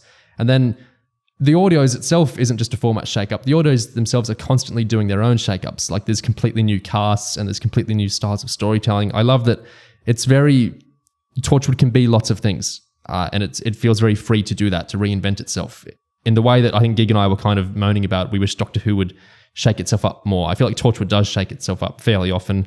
It's, it's sexy, edgy, messy, misanthropic, weird fic that contrasts normal and weird settings, and it's open to answering its own mysteries in any kind of way, not necessarily a sci-fi way. And it has generally pretty strong lead characters. So that's a bunch of really specific stuff I can say about Torchwood that I like. With the other organization, I mean, in the 70s, it had a pretty, those were a pretty strong core set of characters it had in the 70s. They worked. But yeah, Like, what is... Also, Torchwood is like inherently, at least Torchwood, the Welsh one, is kind of... I don't know if anti-authoritarian is the right word. It's kind of antagonistic towards the norm. It's kind of a dissenting voice in a lot of ways, isn't it? It's not like a big neoliberal conglomerate Torchwood like Torchwood 1 was. It's kind of a scrappy Torchwood, with the Welsh Torchwood, and that makes it fun in a lot of ways. It's in Cardiff, and they have a lot of resources, obviously, but they're not like the big boys necessarily. They're the big fish in a small pond. They're not like the actual big experts and whatnot. The other organization is... And I don't really find that interesting. The time I have found that other organization interesting was in Torchwood Fragments, when they're in that kind of Guantanamo Bay-esque setting. I think that's a really interesting way to frame them. But yeah, I'm just not interested in the other organization. Whereas there's lots of specific things with Torchwood I am interested in. If they were showing UNIT as if they were maybe exploring it from the idea of it as a sort of corrupt organisation, that would be interesting, but then would they? Because Kate's in charge of it, and if it's corrupt, it's probably her fault. So, yeah, I don't... Yeah, I could see them going back to... you remember how the Power of Three introduced... Well, we can't really say introduces Kate, can we? Maybe in legal terms it introduces Kate, but it doesn't really introduce Kate. But the way the Power of Three brought Kate into New Who has UNIT was all military-ish, and then I scienced the shit out of them. And I could see them going the military unit is fighting the sciencey unit and Kate's science leads. And I can see that that's I also don't kind of like that conflict, because at the end of the day, it's kind of it's the same thing really, because even if Kate wins, there's still this big official British, there's not really a unit that's scrappy. Yeah, no, there's not. Is there? There's still inherently the big, huge international organization that is they clean stuff up, and there's a word for what I mean. They're the man, basically, Yeah. They're the people in charge. They're not the scrappy underdogs or anything. And And so that limits the sort of challenges that they could face as well. So it's just not appealing to me. They're the government, basically. Yes, pretty much. Yeah. On YouTube, Pylord Humans Born Fresh says, also more of a cheeky question, but do you think you'll cover the upcoming audio series of Torchwood as you have in the past? Well, Gig said no. So... Sorry, I mean, you can get someone else. Yeah. So for Sus Among Us, imposters, anyway, probably not, because it would require me to listen to all and be there on a set schedule, and having listened to it ahead of that schedule, and I just don't think I can guarantee that. And also, at the moment, it's not that I don't care about Torchwood, I very much do, but my interest in it sort of waxes and wanes, and at the moment I'm not super excited by the concept of it. I will listen to it eventually, and maybe I'll even really enjoy it, but I probably wouldn't be able to listen to it all in time in order to contribute to that. So, never say never, but on the same note, as of right now, there's no plans for me to listen to it in a timely manner. Well, Pylord, I will listen to it. So a one-man podcast. We'll see how that ends up covered, but it'll be covered in some form, absolutely, for sure. On YouTube, Najawin is back to ask, Hellbent Defenders, how much of your reading of the episode do you think is Moffat's intent, and how much do you think is just a cool reading you came up with? It's a fairly thematically rich episode, and a fair bit is intentional, but how much? Do you want me to go first? I'll go first. Sure. Okay.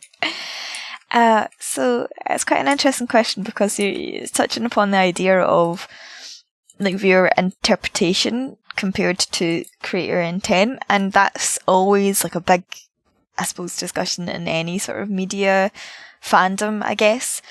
With Hellbent, I would say, now, based on what I've read, and I've done a lot of reading on Moffat's thoughts on Hellbent, and, I've cross-referenced my own views with what other people have gotten from the episode, just to make sure that what I'm seeing there is also something that other people have noticed, because, frankly, it doesn't matter if your interpretation is unique to you. In fact, I think that's good if a piece of media has the opportunity for lots of different sort of viewpoints and interpretations compared to, some other things that might be a bit more straightforward. And Hellbent definitely does have that opportunity to read into it various different things. So probably the main core idea of Hellbent, which is the idea of Clara essentially becoming the Doctor, and it's meant as a sort of I guess her storyline is a sort of like a death and then a rebirth, and I think that was intended. Now, I would like to say that is pretty much the intended reading of the episode, because everything about the episode is so clearly crafted to depict this idea of Clara essentially being reborn as a Doctor-like figure, even to the point of them returning to Gallifrey, which was obviously the providence of the original Doctor. Coincidence, surely. Coincidence, sure, yeah. But everything about that, I feel that was quite intentional.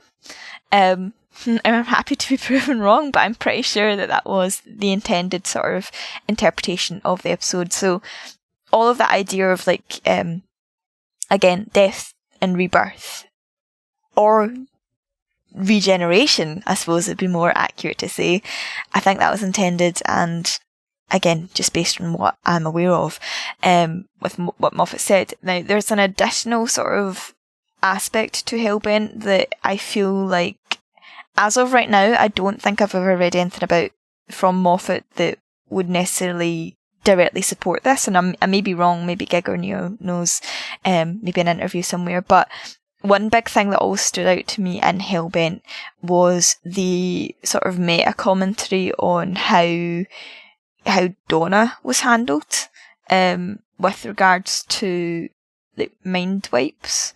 I think the whole situation with Clara and the Doctor and the potential mind wipe and how Clara responds to that, and ultimately what the Doctor settles on as a decision is pretty much either deliberately or indirectly, one of the two, referencing the situation with Donna and her mind wipe a way back years prior, because ultimately Donna's mind wipe was against her will and without her, she did not consent to it. She was very upset and by it. It was very distressing for her, very traumatic, and ultimately she had no agency in that. It happened to her whether she wanted it or not. And yes, obviously there was the risk that she would have died if it hadn't happened, but that is still a choice for her to make, whereas the Doctor sort of forced that mind wipe upon her. And obviously we know that with Donna,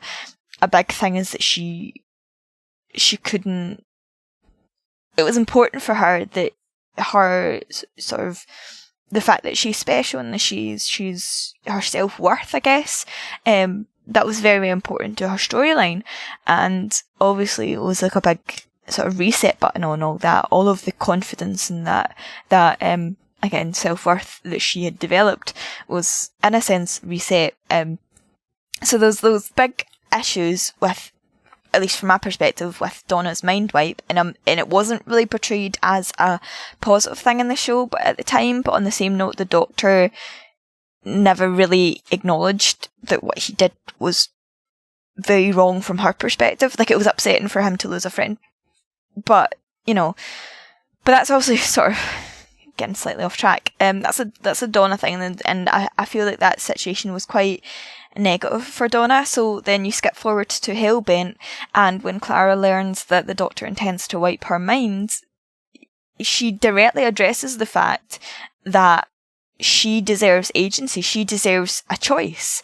She should get to choose whether or not this happens to her, and the Doctor basically concedes in that. I think at that moment, the Doctor properly learned, or at some point has learned, yeah, Clara is right, and that perspective is right. She does deserve the choice and the agency. So the only sort of reasonable resolution to this. Like, so one of them has to have their mind wiped because of the situation they have found themselves in. It's the only sort of viable solution. But the only way to make it equal, to make it, I guess, to give some semblance of agency to Clara in this situation, is to make it a 50-50 chance. And we can go into sort of like discussion, I guess, about whether Clara was actually aware of if she successfully sort of reversed the little device's function or not. But ultimately, the way I view it, it was a random chance, you know. And I think that was good. That was good. And it really directly addressed something that was a big issue years prior. But whether or not this meta-commentary was intended or not, I do not know. And like I said, if anyone has any interviews that prove me right or prove me wrong, that'd be brilliant. I'd love to see them. But for my interpretation, Hellbent has a lot in it that you can unpick.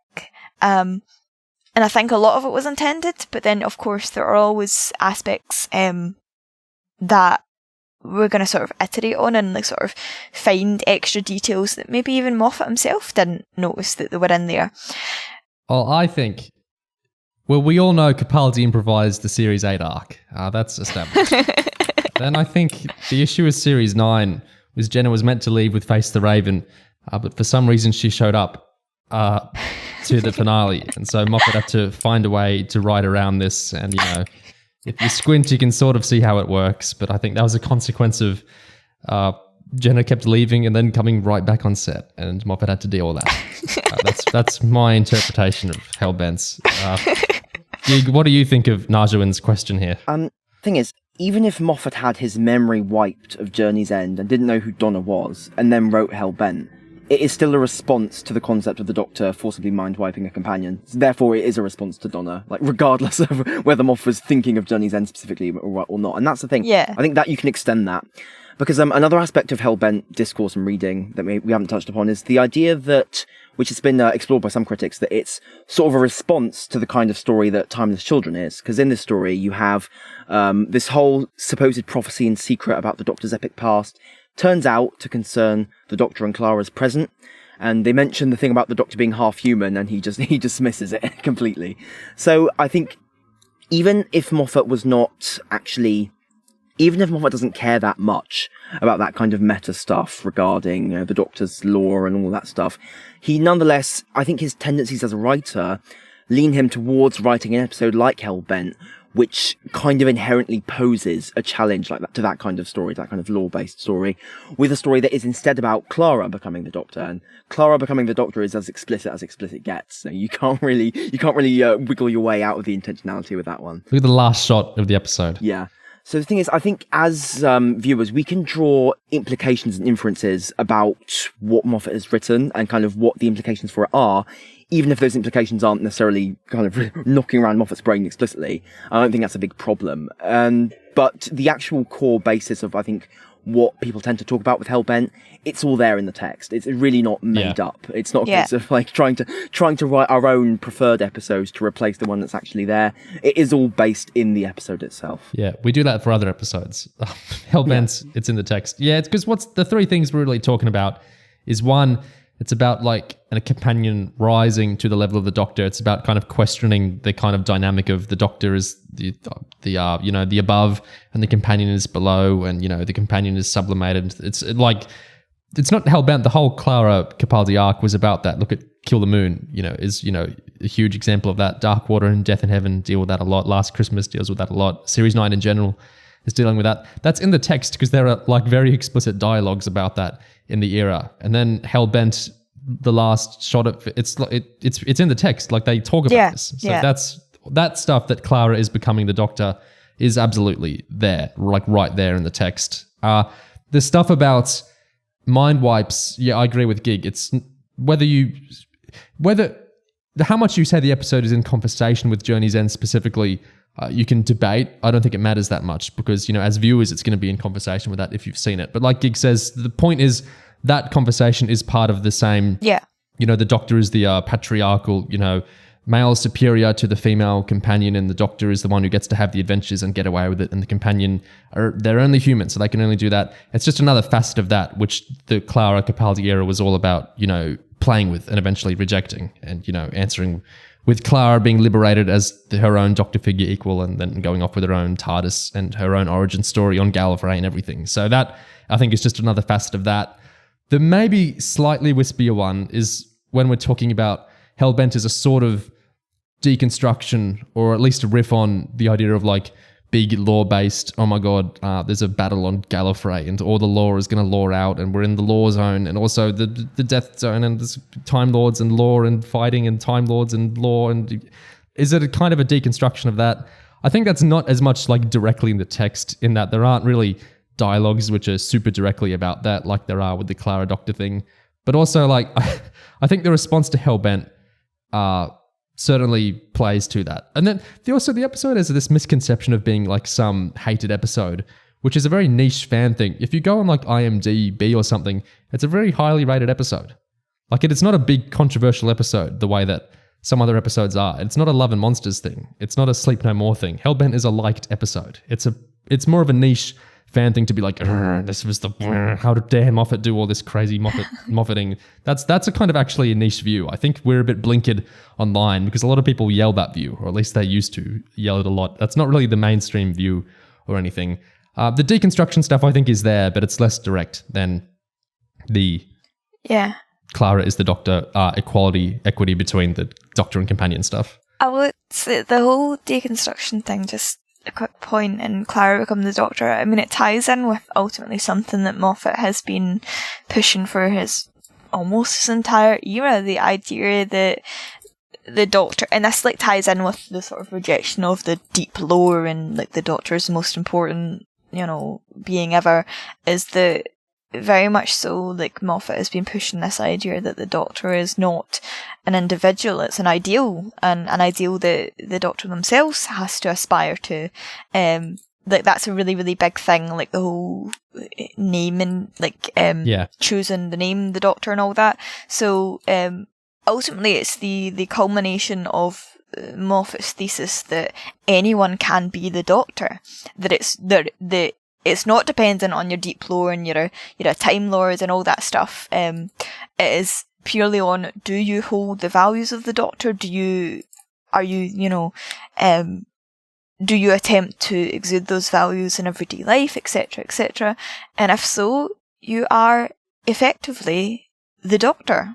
You've adopted that persona, and so Hellbent is like the ultimate realization of that, where Clara does in all but name become the Doctor, and it wasn't something inherent. She wasn't. It didn't have to matter what her deep lore was or her background was. Ultimately, she just embodied everything that the Doctor embodied, and so yeah. I think that was. I think that's in the text, the whole idea of like the name and the values and all that. So, like I said, it's a very, very rich text. So there's a lot to sort of dig through. But I think the whole idea of the rejection of the deep lore and all that stuff, inadvertently, I guess, or either intentionally or not, it ties into something that Moffat's been exploring for his whole era. It's just that Hellbent is the ultimate realisation of this, thread that's been running through, frankly, since very early on, ever since the first idea was floated that the Doctor as a name is like almost an entity separate from the individual. But yeah, so... It's the Doctor is something you do rather than something you are. Yes. Exactly. So, and Moffat's very big on that. And so, of course, it's not specific to the Peter Capaldi man. It's other people can mount that as well. Yeah. As Clara did. Yeah. And not only Clara, but yeah. Yeah. A lot of companions over the years and everything. It's just that Moffat brought that sort of idea directly to the forefront and again, made it textual. And also made it clear that I guess it shouldn't have surprised anyone that he was, again, who knows whether this was intended or not, but it shouldn't have surprised anyone that ultimately he would end up with this rejection of the deep lore, all of that stuff, because it's been there pretty much since the beginning, what his views were on that sort of stuff. It wasn't as directly, like, almost in your face as sort of Hellbent ultimately was. But it's been there, and if you've been paying attention, Hellbent shouldn't have been a surprise to anyone, but ultimately, of course, it was, and that's probably part of why we see the, like, sort of fandom pushback, or because they expected something that Moffat had never given them any reason to expect. Well, but anyway, the Doctor is genetically super special, and so Clara should have been punished for daring to try and be doctory and save people. Exactly. She should have died from the Raven because she doesn't have the special doctory genes, and so she shouldn't get to be a doctor.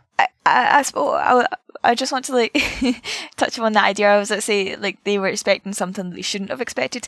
It's probably untrue, because Moffat did deliberately set that whole arc up to make people expect something, like the whole hybrid thing. And I think where people fall down is they view it as a disappointment that ultimately the hybrid, wasn't this super scary special Time Lord monster.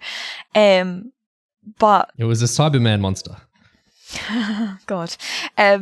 So it shouldn't have been a disappointment, and, like, I think it's very much like, if you were aware of what Moffat had sort of been his philosophy for the show for the even the years prior, again, I think it always made sense that it was going to end up where it was. But I guess I understand why people were almost fooled into thinking it was going to be something like, fighting aliens and, I don't know, fighting the Time Lords on Gallifrey and stuff like that. But I think that was also part of the story. It was intended to be almost a rug pull. So it's not that people were, like, are silly or wrong for having expected that thing. But on the same note, if you're so deeply into the show that you care really, really, like, hugely about the deep lore, I think in that case, I don't think it should have been a shock where it ended up anyway. For the casual viewer, it was intended to be a surprise, I suppose. But yeah, anyway. Any other thoughts on that before the next thing, Gig? I would just say we don't really need to worry about mind probing Moffat. We can just read what he's written, and draw our own conclusions. Yeah. Not the mind probe. Yeah. June has emailed in to say, hiya everyone, sending in a question. Long-time podcast listener, and because it's relevant to the question, a trans lady living in the UK. I know none of you shy away from discussion of politics really, but I've been curious for a while. What's your lot's thoughts on the current state of how the world treats trans people, especially Gig living in the UK, well, Astra's in the UK as well, and seeing how our parties have gone about it? There's a second part to that question, but that's that first part. Because I think that is pertinent to Scotland as well, really specifically because of the whole recent Gender Recognition Act and just the shit show that happened between Scotland and England over that. I guess I'll start. First of all, just to make it clear, I mean, I can't remember if it has ever really come up on the podcast before, but I am extremely, absolutely 100% in favour of trans rights. I am very, very passionate about it. I care about it very, very much. And frankly, the shit that the trans community have had to put up with is absolutely heartbreaking to me. So from the sort of, I guess, more political side of things with regards to exactly what Gig referenced there with the sort of reform bill and all of the situation that's happened with regards to that, it is shocking. I mean, shocking and depressing, but I guess not shocking because I knew this was going to happen, but it's absolutely depressing that there was such a negative sort of negative feedback, I guess, to that, like, gender recognition bill, because frankly, I mean, first of all, it wasn't even like a big major reform of anything, and to be clear, I would be very much in favour if there was a big major reform that favoured trans rights, but it wasn't a big major reform. But obviously, like, it is sad to say, but there are people on this earth who don't even want the smallest of conveniences, smallest of, good things for trans people, which is fucking abysmal. and obviously there's been the big issue where Westminster want to blocking like the bill and all this stuff. And in short, the whole situation and how the trans community have been treated and continue to be treated is extremely upsetting for me. It's something that I do keep on top of in terms of like paying attention to this stuff, because it's ultimately extremely important. And yeah, I suppose there's not much more to say than that. I mean, it is something I do care very, very deeply about. Just on that note that June made about how our parties in the UK have gone about it, I think the parties plural is an important note there, because clearly, as we've seen now, it's not only the Tories who are doing the whole enemy within shit, Starmer's Labour doing the same thing. I think generally the entire media and political class in the UK have basically identified a new enemy within that they can stoke terror and cruelty around, the exact same way that they did, several decades ago to gay people, and arguably still do with Muslims. And I think in a society like ours, that's so predicated on ennui, isolation, paranoia, it's one predisposed to always seek new enemies among neighbours, teachers and strangers. And I think when the briefcase class, these god-awful people, when they smell blood in the water, a group that they perceive as vulnerable, so trans people, especially trans youth in this case, and they sense the cowardice of others to not stand up for them, right? They will try this whole playbook because they can just stoke as much cruelty and sadism and madness and panic and paranoia and just ridiculousness as possible. And if that playbook works, not only can they keep doing it, pretty much forever until the electoral currency for it runs out, I guess, they can extend it and, bring in as many other groups as they want as well, and I'm sure they will. They can just have endless new enemies forever and get 3 points every time they invent a new policy to hurt those, new enemies. And it's disgusting. It's pathetic. It's craven. And it makes me homicidal. It's just really, really fucking terrible. And what terrifies me is, the situation in America where it's escalated straight to governments actually you're trying to just full on erase trans people from existence, and just make it illegal to be trans or to let anyone in your family be trans. It's just gone completely insane. I just think it really is that sense of we need someone who we can persecute so that people don't, actually think about what's happening in their lives. I do very often see with adults, I see this with all sorts of things all the time, and I'm very annoying about it. People will say something which is complete and utter bullshit. They'll say, "Oh, do you know you're not going to be allowed to call your kid male or female until they're 2 years or whatever anymore." People will say this stuff, and everyone will start braying at each other about it and saying, "Me, back in my day, and I can't believe they're doing this, and this is blah blah blah and blah blah blah." And I'm forever going and probing people. Show me what you're talking about. Where is this from? And people usually will fold or squirm a bit. Sometimes they fight back about it, but I'm forever pushing people to show me what the fuck they're talking about. And it's never sometimes what they're talking about wouldn't even be bad, but it's not happening anyway. And people have such a huge misunderstanding of how these sorts of things they're talking about work, or what the propositions even really are. I see this for everything ever. But it's just the kind of misinformation around trans matters is just, it's very off the charts. It's absolutely ridiculous. People believe all this most insane, outrage-inducing stuff they read, and it's just, I'm forever knocking this stuff back on all sorts of topics, but it's just, it's a deluge. But it is scary how willing people are to believe it and how willing people are to just start hating based on nothing. It's not, and that goes for all sorts of types of people as well. It really is the will. I really hate the idea. I won't get into this much here, but I really dislike the idea of brainwashing. And I really dislike that this is just kind of taken as an axiomatic true thing, this idea that someone can be brainwashed or that brainwashing is a thing. I really push back on that in lots of ways. And I guess one kind of facet of that here is I've worked in public relations. I know how all this works, but you are a human being. You actually are not being forced or brainwashed into thinking these things. You need to accept it. You need to, on some level, I think you need to want to get mad about these things, or you need to want this stuff to kind of wash into you. You're not this passive little receptacle and, the media is just beaming this malevolence into you. No, you have a lot of agency to do with this. As powerful as, this media is, you're not some passive little squishy little baby that's just absorbing it against your will. No, you're choosing to do these things. And so if someone time and time again is choosing to believe nonsense and not kind of wise up to certain stuff, then they're making a decision there. Anyway, June goes on. June says, to tie it back into Doctor Who a bit, how much do you think the show has a chance in future series to make any definitive statement on the topic, and how far might it go? Knowing that RTD is progressive, but the BBC has had some less than progressive stances and actions in recent years. Sorry if it's a bit heavy a question, but really curious about your thoughts. Thank you for the entertainment and discussions. Well, I thought RTD was going to send all the young people to the bins, so I'm not sure about progressiveness. It's just going to be monsters and mayhem with RTD. Regarding the BBC, I think both it and British media in general, it is stuffed on an institutional level with the kind of craven freaks who allow all of this persecution to happen and nurse the same prejudices in private as those splashed across the papers.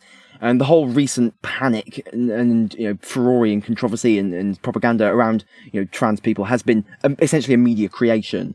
They've just concocted it and stirred it up and just made people rage and just introduced all this bullshit. RTD has been a refreshing reprieve from all that. Like when he made that speech about how don't cut out the tea. He was a nice reprieve from that. It's nice to see that he doesn't have the brain rot, and that will obviously show in the shows that he makes.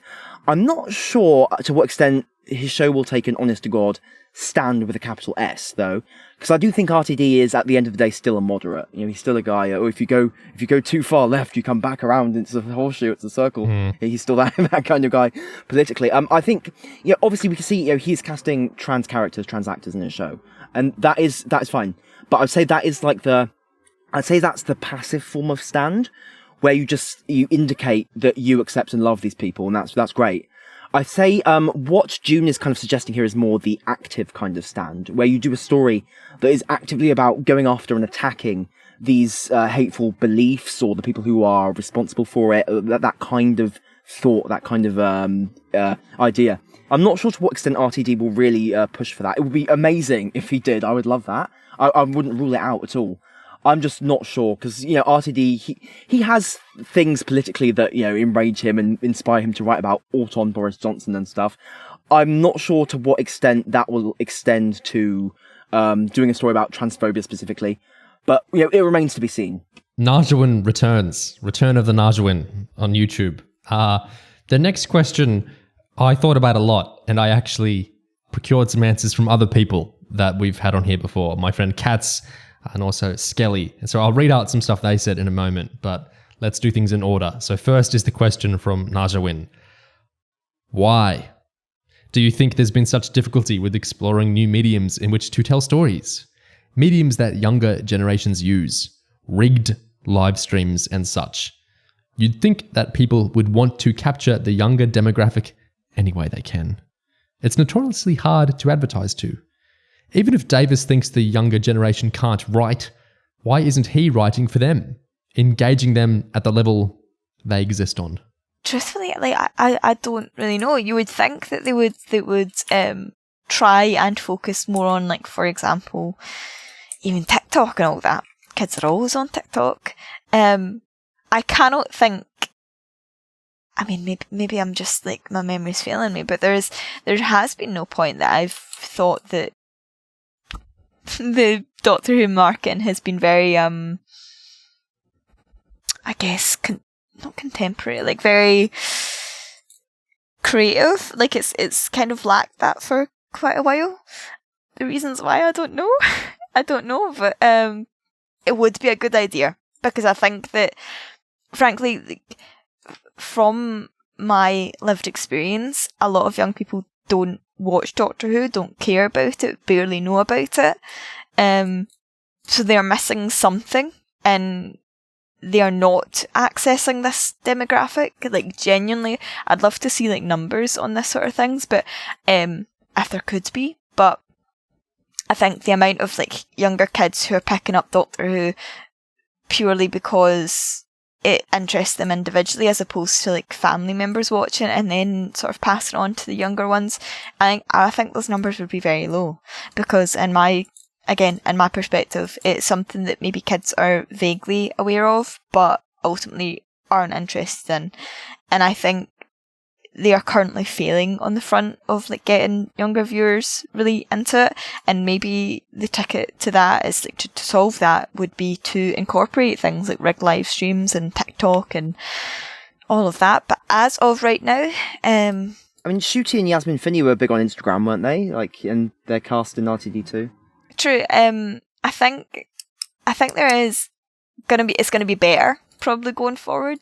But that's also partially because the cast themselves are younger and are engaged with that. I don't feel that's like something that the marketing department is really like getting in on, if that makes sense. So I think it's something they're lacking. Why they don't do it, I do not know. Like I said, right now they've not inspired confidence in me with regards to their marketing strategies, but maybe they've got a chance to redeem themselves. It does seem like whenever Who does something to try and entice the social media generation, it just ends up coming off awkward and shit. I think out of touch is the word I would use. I think there's probably an effect to which all of this stuff and the people running it behind the scenes are not necessarily old, but people whose experiences in traditional mediums, traditional ideas, stuff with a lot of conventions already set up and theorized and refined around it. And I also think that new mediums, as we put it, aren't exactly neutral things, because they don't self-manifest from the ether. So take TikTok as an example. TikToks are the shape and size they are for specific reasons, right, to do with engagement and stuff. And same goes for live streams. Not everything can be square peg, round hole crammed into them. I think you have to start with what medium is this, and then come up with stuff that actually has a life within that medium, rather than try and take what you were doing before and just try and cram it into like a vertical slot, if you see what I mean. So when things have been come up with that work in those new formats, especially storytelling wise, then you can kind of think, how can we adapt Doctor Who into this, or adapt them to Who? And I think the working through on that front maybe isn't quite happening to the degree that it could be.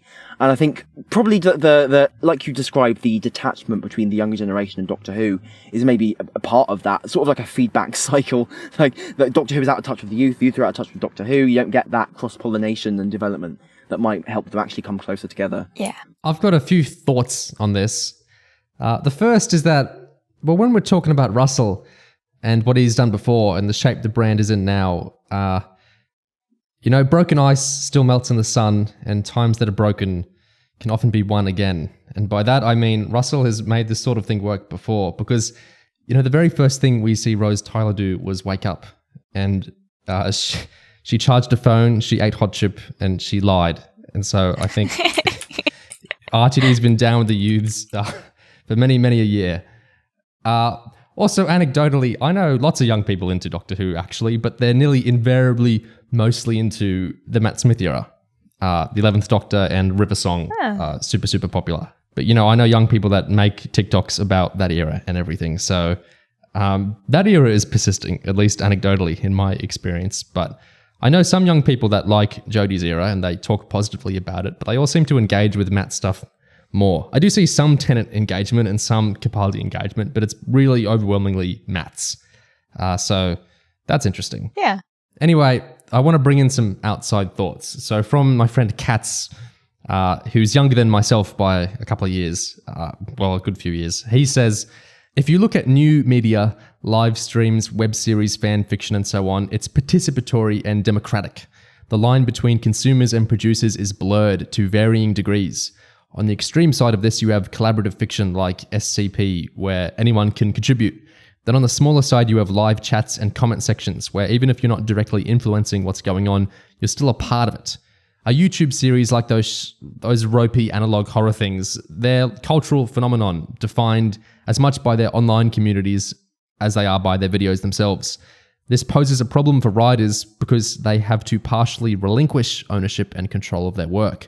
For older writers, that's especially hard because they don't quite get Zoomers and they can't predict how Zoomers might reinterpret their work. Maybe they think it's not worth the risk. When we think about something like Twitch and the Doctor Who Twitch live streams from like 2018, that's a good example of Doctor Who engaging with new media, the way that they embraced the memes, London 1965 and so on. It's ropey in its own way, but it hit its target audience as well. So did Lockdown Who in some of its facets. Of course, none of these really fit the Asker Najawin's idea of using new media to tell stories.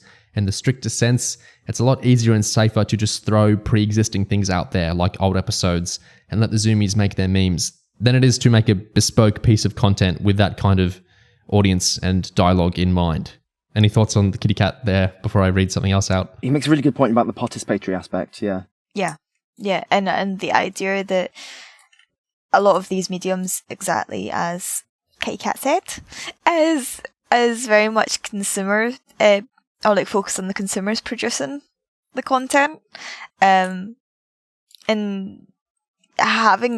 being aware of like the sort of wider fandom and stuff. Doctor Who is not a fandom that is very big for fan fiction in the usual sense. Like, it's big for fan fiction in the sense that people will create their own stories and stuff, but it's not, you know what I mean? Like, it's like the biggest pusher, like pushing force on like fan fiction tends to be shipping, and oddly enough, Doctor Who doesn't seem to be very big on that front. And I'm not saying, I don't mean that in the sense that there's not shipping, there is, but fan fiction doesn't seem to be a big thing, which is just an interesting point. You know, it's there, but it's not as major as some other fandoms I've witnessed or been in. Why aren't there more Deca shipping fics?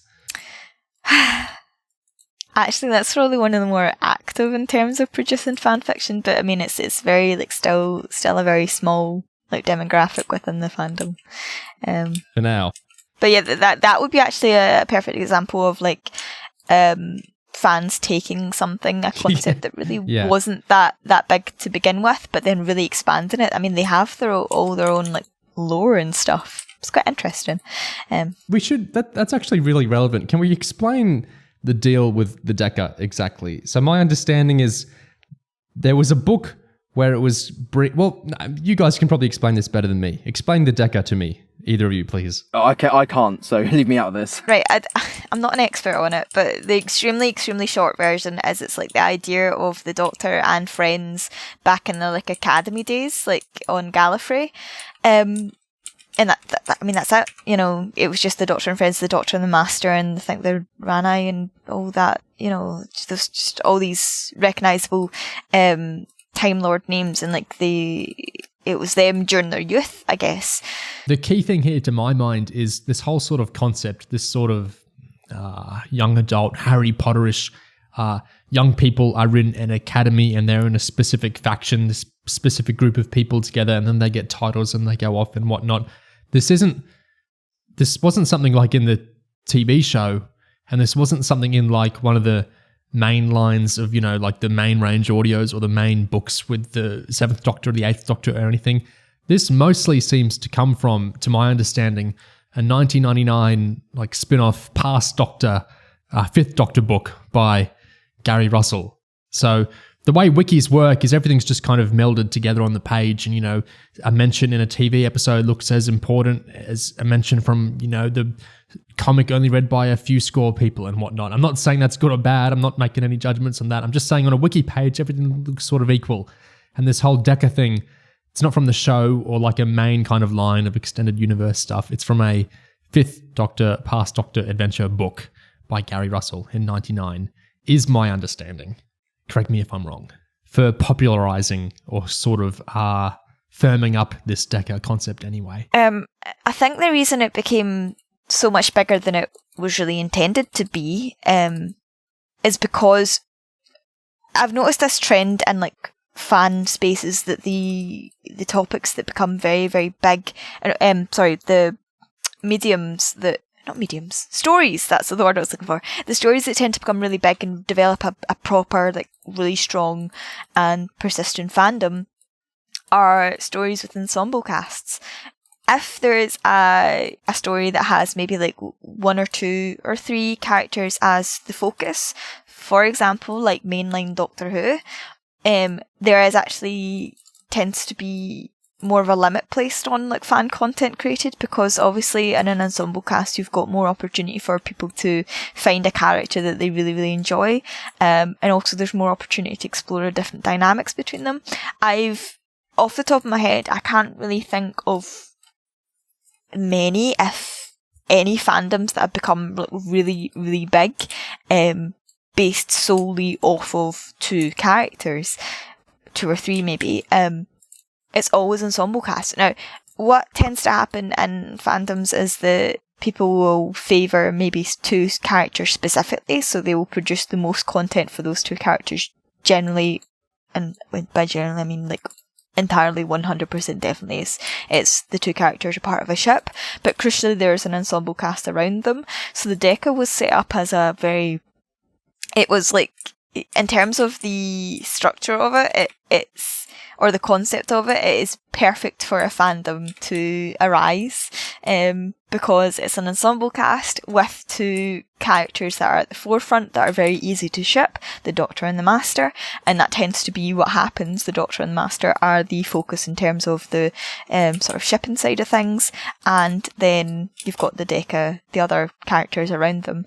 Now, it is a very small fandom comparatively. Again, like I said, it's a very small demographic, but I think it exemplifies exactly what I'm saying, that anything with an ensemble cast will do better in terms of fan engagement, and that includes like fan fiction and all of that. So I almost wonder, like, to what extent is Doctor Who almost limited, I guess, in that aspect, because it tends to focus on like smaller groups of people rather than a large and varied ensemble cast.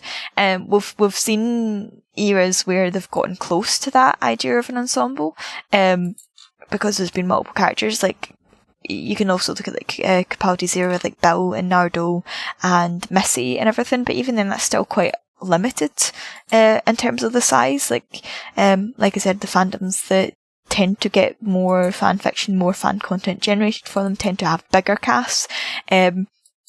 So I think Doctor Who, like, I know this is like sort of tiptoeing around the original question, but it's sort of relevant to the idea of newer forms of media, or how younger generations engage with media now.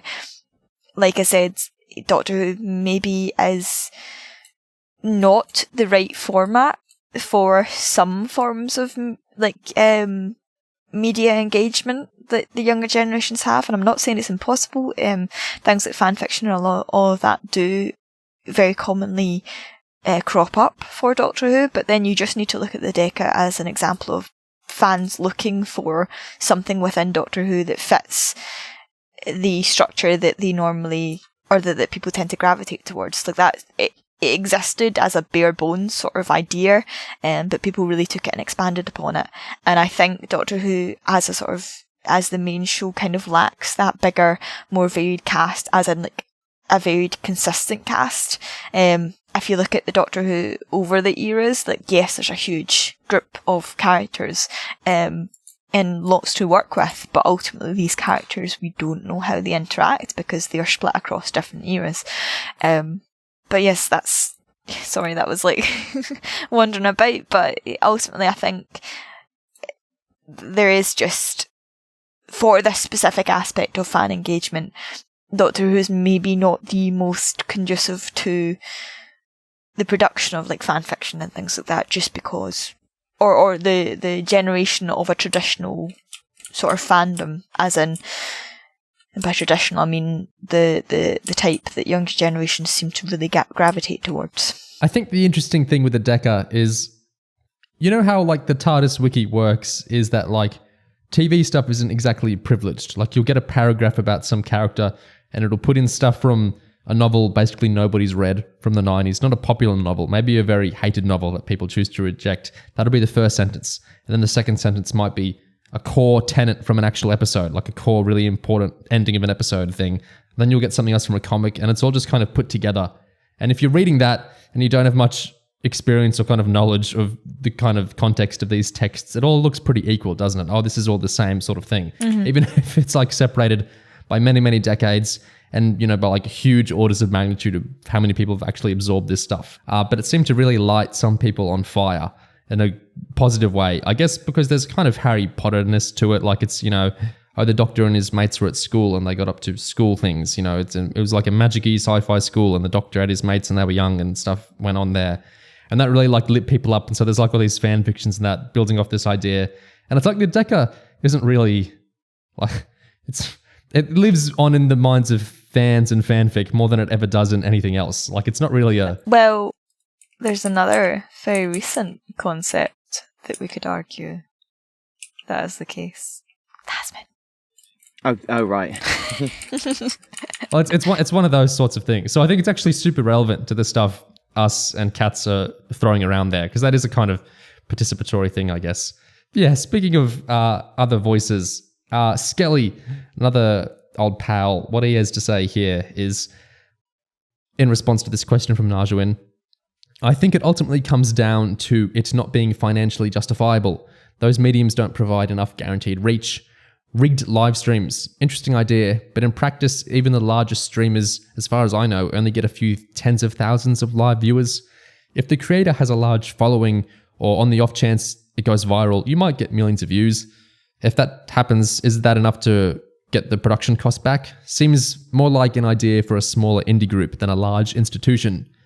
In terms of advertising, I think there's been a few attempts at characters from IPs being VTubers or streaming. Things like Sonic the Hedgehog and Chuck E. Cheese are two that I'm aware of. The Sonic the Hedgehog franchise has an annual in-character Twitter Ask Me Anything with the voice cast, animated YouTube miniseries in the lead up to the release of new games, and Misk VTuber style videos with the voice cast. I, Skelly, think they're a strong example of a brand being in tune with their audience and using social media effectively for more than just quote-unquote social media intern posts. Gaining a live stream audience requires a lot of effort. It's an oversaturated market, and being a good live entertainer requires a specialized skill set, which a regular camera and voice actor just might not have. And that's even before designing an alternate reality game narrative around it, which would engage an audience. I, Skelly, do not use TikTok, but there's surely potential for short-form storytelling there, as long as you know the audience and how to take advantage of the algorithm. Across different social media networks, I've seen an account called Chicken Nugget, who they do little animated shorts designed for portrait reels. I think their main audience is TikTok, but they rehost everything on every relevant platform. Animation was notoriously difficult to turn into a stable career on YouTube in the 2010s, but it looks like to me, Skelly, that this person/group has figured out how to be successful in the current era of bite-sized content consumption. There could be more examples, but I, Skelly, am not deep in the short-form video world. Nobody cared for Quibi, says Skelly. It had barriers which I, Skelly, think can be summarized as not meeting the audience where they were. In general, it's just high risk with a genuine chance of not capturing an audience due to the nature of content algorithms, and established companies have no appetite for that. But another example of modern storytelling, Valorant is a live service game with 6 major updates every year, split into 2 episodes with 3 acts each. There's usually a 5-minute-ish narrative posted on social media to go along with each new episode. Then in-game, there's a practice range map for general testing and experimentation by yourself. In the lead up to a new act, new things are sometimes added to the practice range to tease upcoming story and content, like NPCs being present and they might act out events when you approach them. Documents might lie around and you can interact with those to read lore things. You can interact with devices to hear audio recordings, which are like vignette audio dramas. And these things rotate out between patches. They disappear rather than accumulate. So those were the bones that Skelly threw us. I will say, him mentioning those short narrative clips for Valorant and stuff, it just put me in mind of how back in the Smith era, Moff would do so many minisodes. Oh, I love those. Oh, yeah. Yeah, it almost feels like maybe was that to some degree ahead of its time almost, because I feel like really short form stuff, short clips are connected to the main show, like providing little parcels of narrative that kind of link in or provide extra stuff. I think that's something you could maybe do a lot in terms of showing shorter social media content and stuff that really proliferates the world and stuff. I think that bringing minisodes back like that would be brilliant. And one thing that I really loved from the Moffat era minisodes was like getting to see sort of the interactions of the characters between like their adventures. Like that was really comfy to me, like just almost like daily life on the TARDIS and things like that. Something like that I think could be brilliant, and I would love to see it more. And additionally, it would tap into this idea of, again, fandoms love stuff like that, the little like domestic things almost that just explore the characters but just their daily lives. That is a huge sort of untapped, or at least I guess Moffat did sort of tap into it. But as of right now, it is currently untapped again. That is something that would be perfect for like TikTok or whatever they would choose to sort of host on.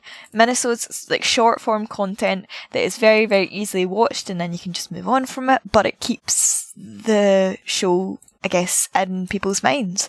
But obviously there's the issue of like all the production and the scheduling, and you know, it's not as just easy as just filming it, you know. But I don't know, it's TikToks from the perspective of the character. Oh my god, just get the Doctor to do TikTok dances in the... Oh my god, I figured it out. Is it Ruby Sunday? Is that her name? Yeah.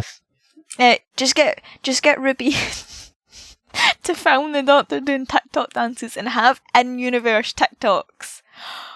Oh, it would be so good. It would be genuinely so good. And also, I'm assuming like the Ruby's actress and Shooty as well, like they're both very, very big into social media. They understand it and everything, and they have already recorded like fun behind the scenes videos. Just do that, but in character.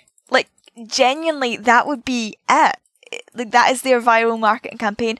It's very, very like easy to do, low budget, because all you need to do is like have them, and it doesn't even have to be entirely scripted. Like once they understand their characters, which I'm sure they already do, they can just do it off the cuff, and they're already like, they're on set, they're in the TARDIS, they're in costume, they can just film little fun clips. Like, there you go, there's your viral marketing idea, Doctor Who. Get it done, because genuinely current fans would love it, and potential new fans would as well. Like if you've got characters doing TikTok. Oh, I just want to see the Doctor do a TikTok dance. Anyway. I love that idea. We can extend it. You know those TikToks that are like a day in the life of a HR employee at Google or something, and then you like see them get their food at the start of the day and do 15 minutes of work and then get more food. Yes! Why not one of those from the perspective of Kate Stewart? Oh. Okay, you immediately drained all the fun out of that idea. You have drained all the mother from this idea. It's over. I will say something like Gatwa going viral, doing some TikTok or whatever. That is such an amazing idea. He would slay at that, and I think it could genuinely work because he's so charismatic. Like it's just such a good way to channel the appeal of the Doctor into a viral sense. Like I said, they'd already recorded a few like videos just behind the scenes, just them messing around on set, and people loved those. Like if you just did that, but sort of like semi in character, like again, it's just something that they can do while they're on set anyway and in costume, so there's no extra budget like issues, you know.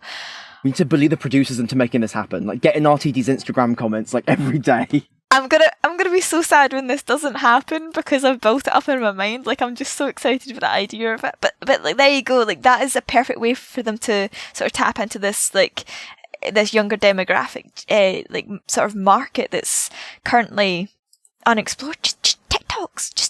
It's fine. Get them to do some Fortnite dances as well.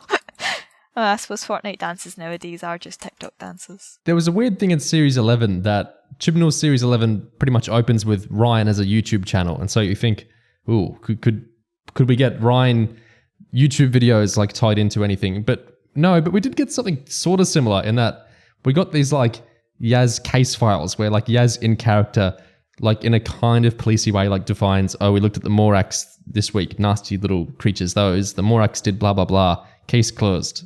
And like that was like a little in-character thing-ish. I like things like that. I just felt like those ones were very stale. Yeah. Like they were too not too scripted, but they were just like very like straightforward. There was no fun. Like I wasn't excited to watch, oh, there's a new like Yaz case file. I wasn't excited to watch them, you know?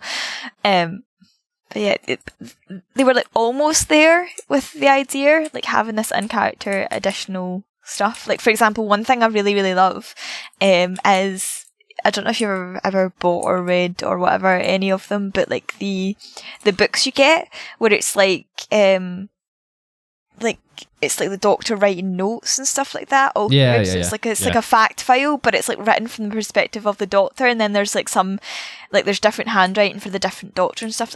I love those books. Like they are genuinely one of my favorite pieces of like media from any show. Like anytime they release a fact file that's written from an in-character perspective, I always buy it. I've got all the Doctor Who ones sitting as well.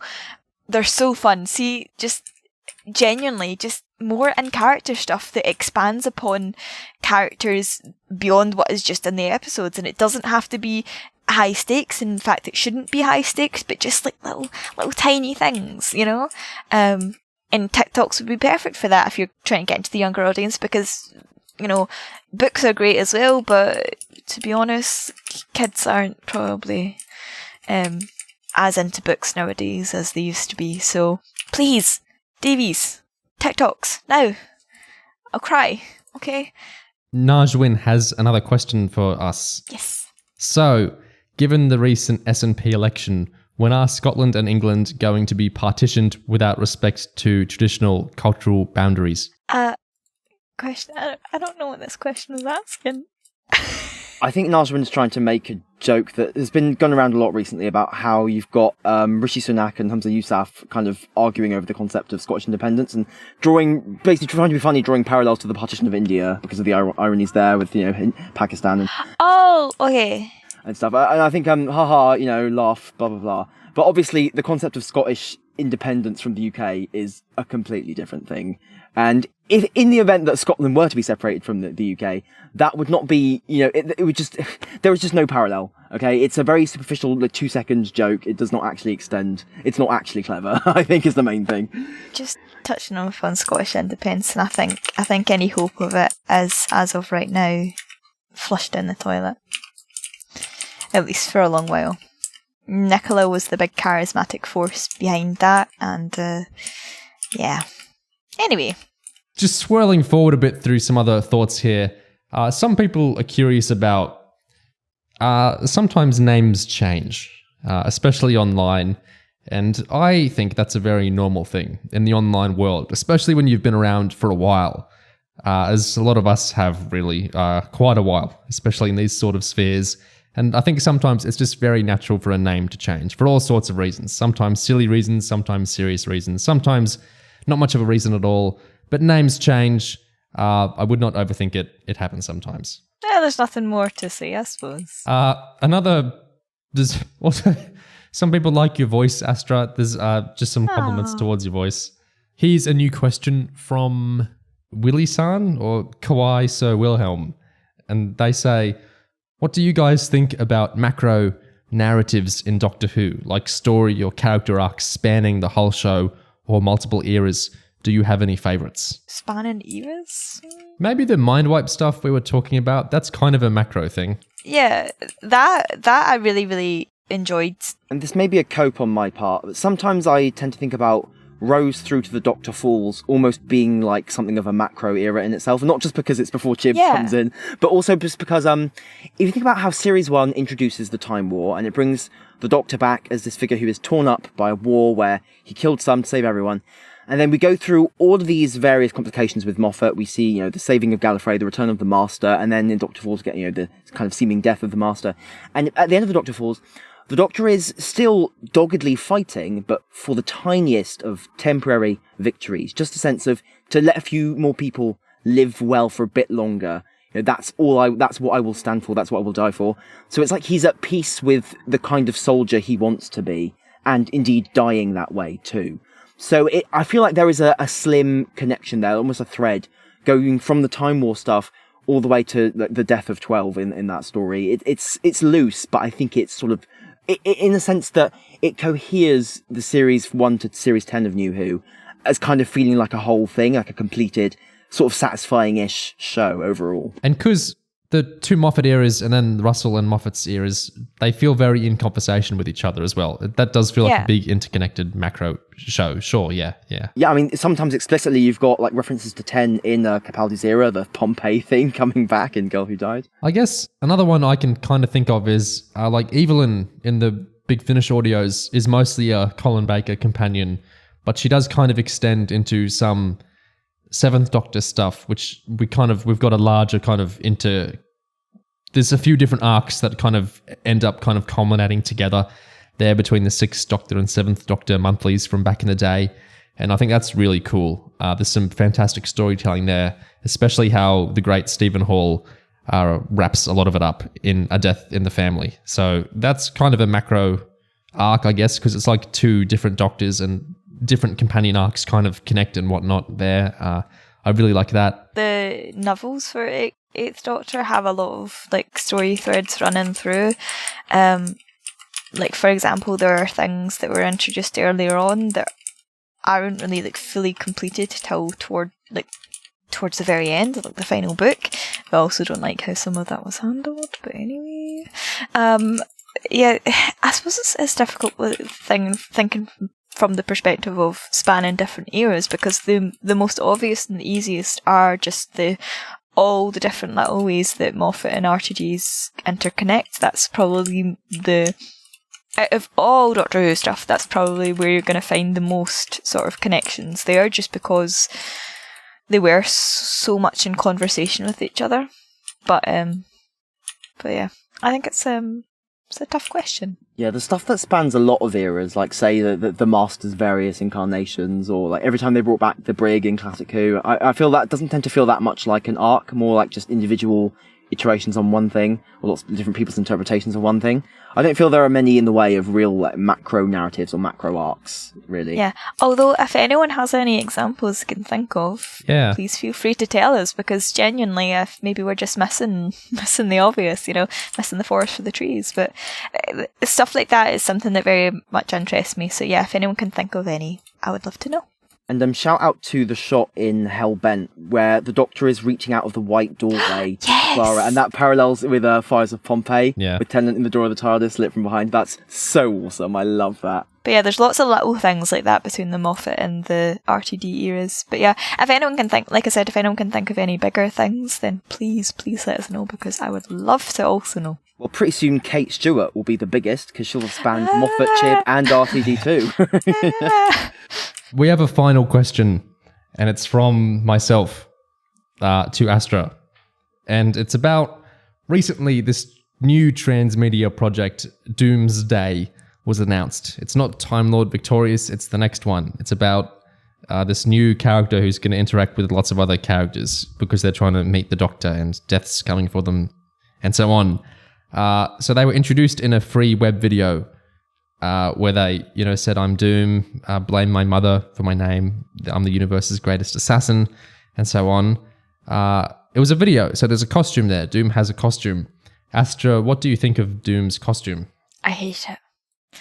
Okay, I don't hate it, right? The concept is good. I like the overall design, but my biggest issue with it, and this is an issue I have sometimes with a lot of costumes and media, it just doesn't look lived in. It cheeses me off to no end when you have a costume that conceptually very good, generally well constructed, but it just looks like a costume. Now, I'm not gonna be too mean about the Doom costume, because I know that they were on an extremely limited budget, and I think there was also they had a very short time to sort of create it and to throw it together. Like I said, the concept of it is good. I've seen sketches for when they were designing it, and I like the ideas they've got going on. But my biggest problem is it I just want them to kick it about a bit. I just want them to rough it up. I just want it to look frayed and lived in and a wee bit dirty. And right, I have a suspicion that Doom's going to end up being not a very effective assassin in some way, so probably not going to have any blood on it, right? That would be a bit too morbid anyway. But just some dirt on it. Just crumple it up a bit. Just make it look like something that someone has actually worn. Because as of right now, it just looks like a bit of fabric that it looks brand new, and it shouldn't. This is meant to be her costume that she wears, that she goes about and possibly kills people in. Just make it look worn.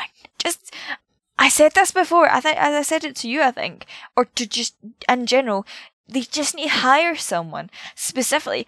All their job is to just put all the clothes for a production in a big pile and then just kick it a bit. Just kick it, like just roll about in it, just crumple it up, just make it dirty, drop it in a big puddle and splish it about, you know, just... It really, really frustrates me when there are costumes that could be okay, at least, or sometimes even nice looking, but they just need to be roughed up a little bit. Like, genuinely, nothing annoys me more than a costume that that I'll look at and I cannot believe that anyone has, like, worn it even once, like one day in their life. And Doom's costume is terrible for this, particularly because it has a big expanse of fabric over the sort of like the torso area, big expanse of plain fabric with no texture on it at all, no variation in colour, nothing, and it just looks awful. And like, I have so many grievances with this new project and how it's presented and all that, but it shouldn't be visually awful.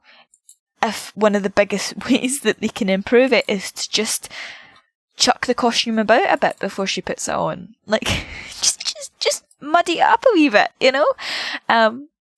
Sorry, like, I'm very, very passionate about the fact that costumes should look more realistic. And again, it's not the designer's fault. It's not a question of budget. I think it could look 10 times better if they just roughed it up a bit, okay? Hire me to do it. I'll give the costume a little punch and chuck it about the place, right?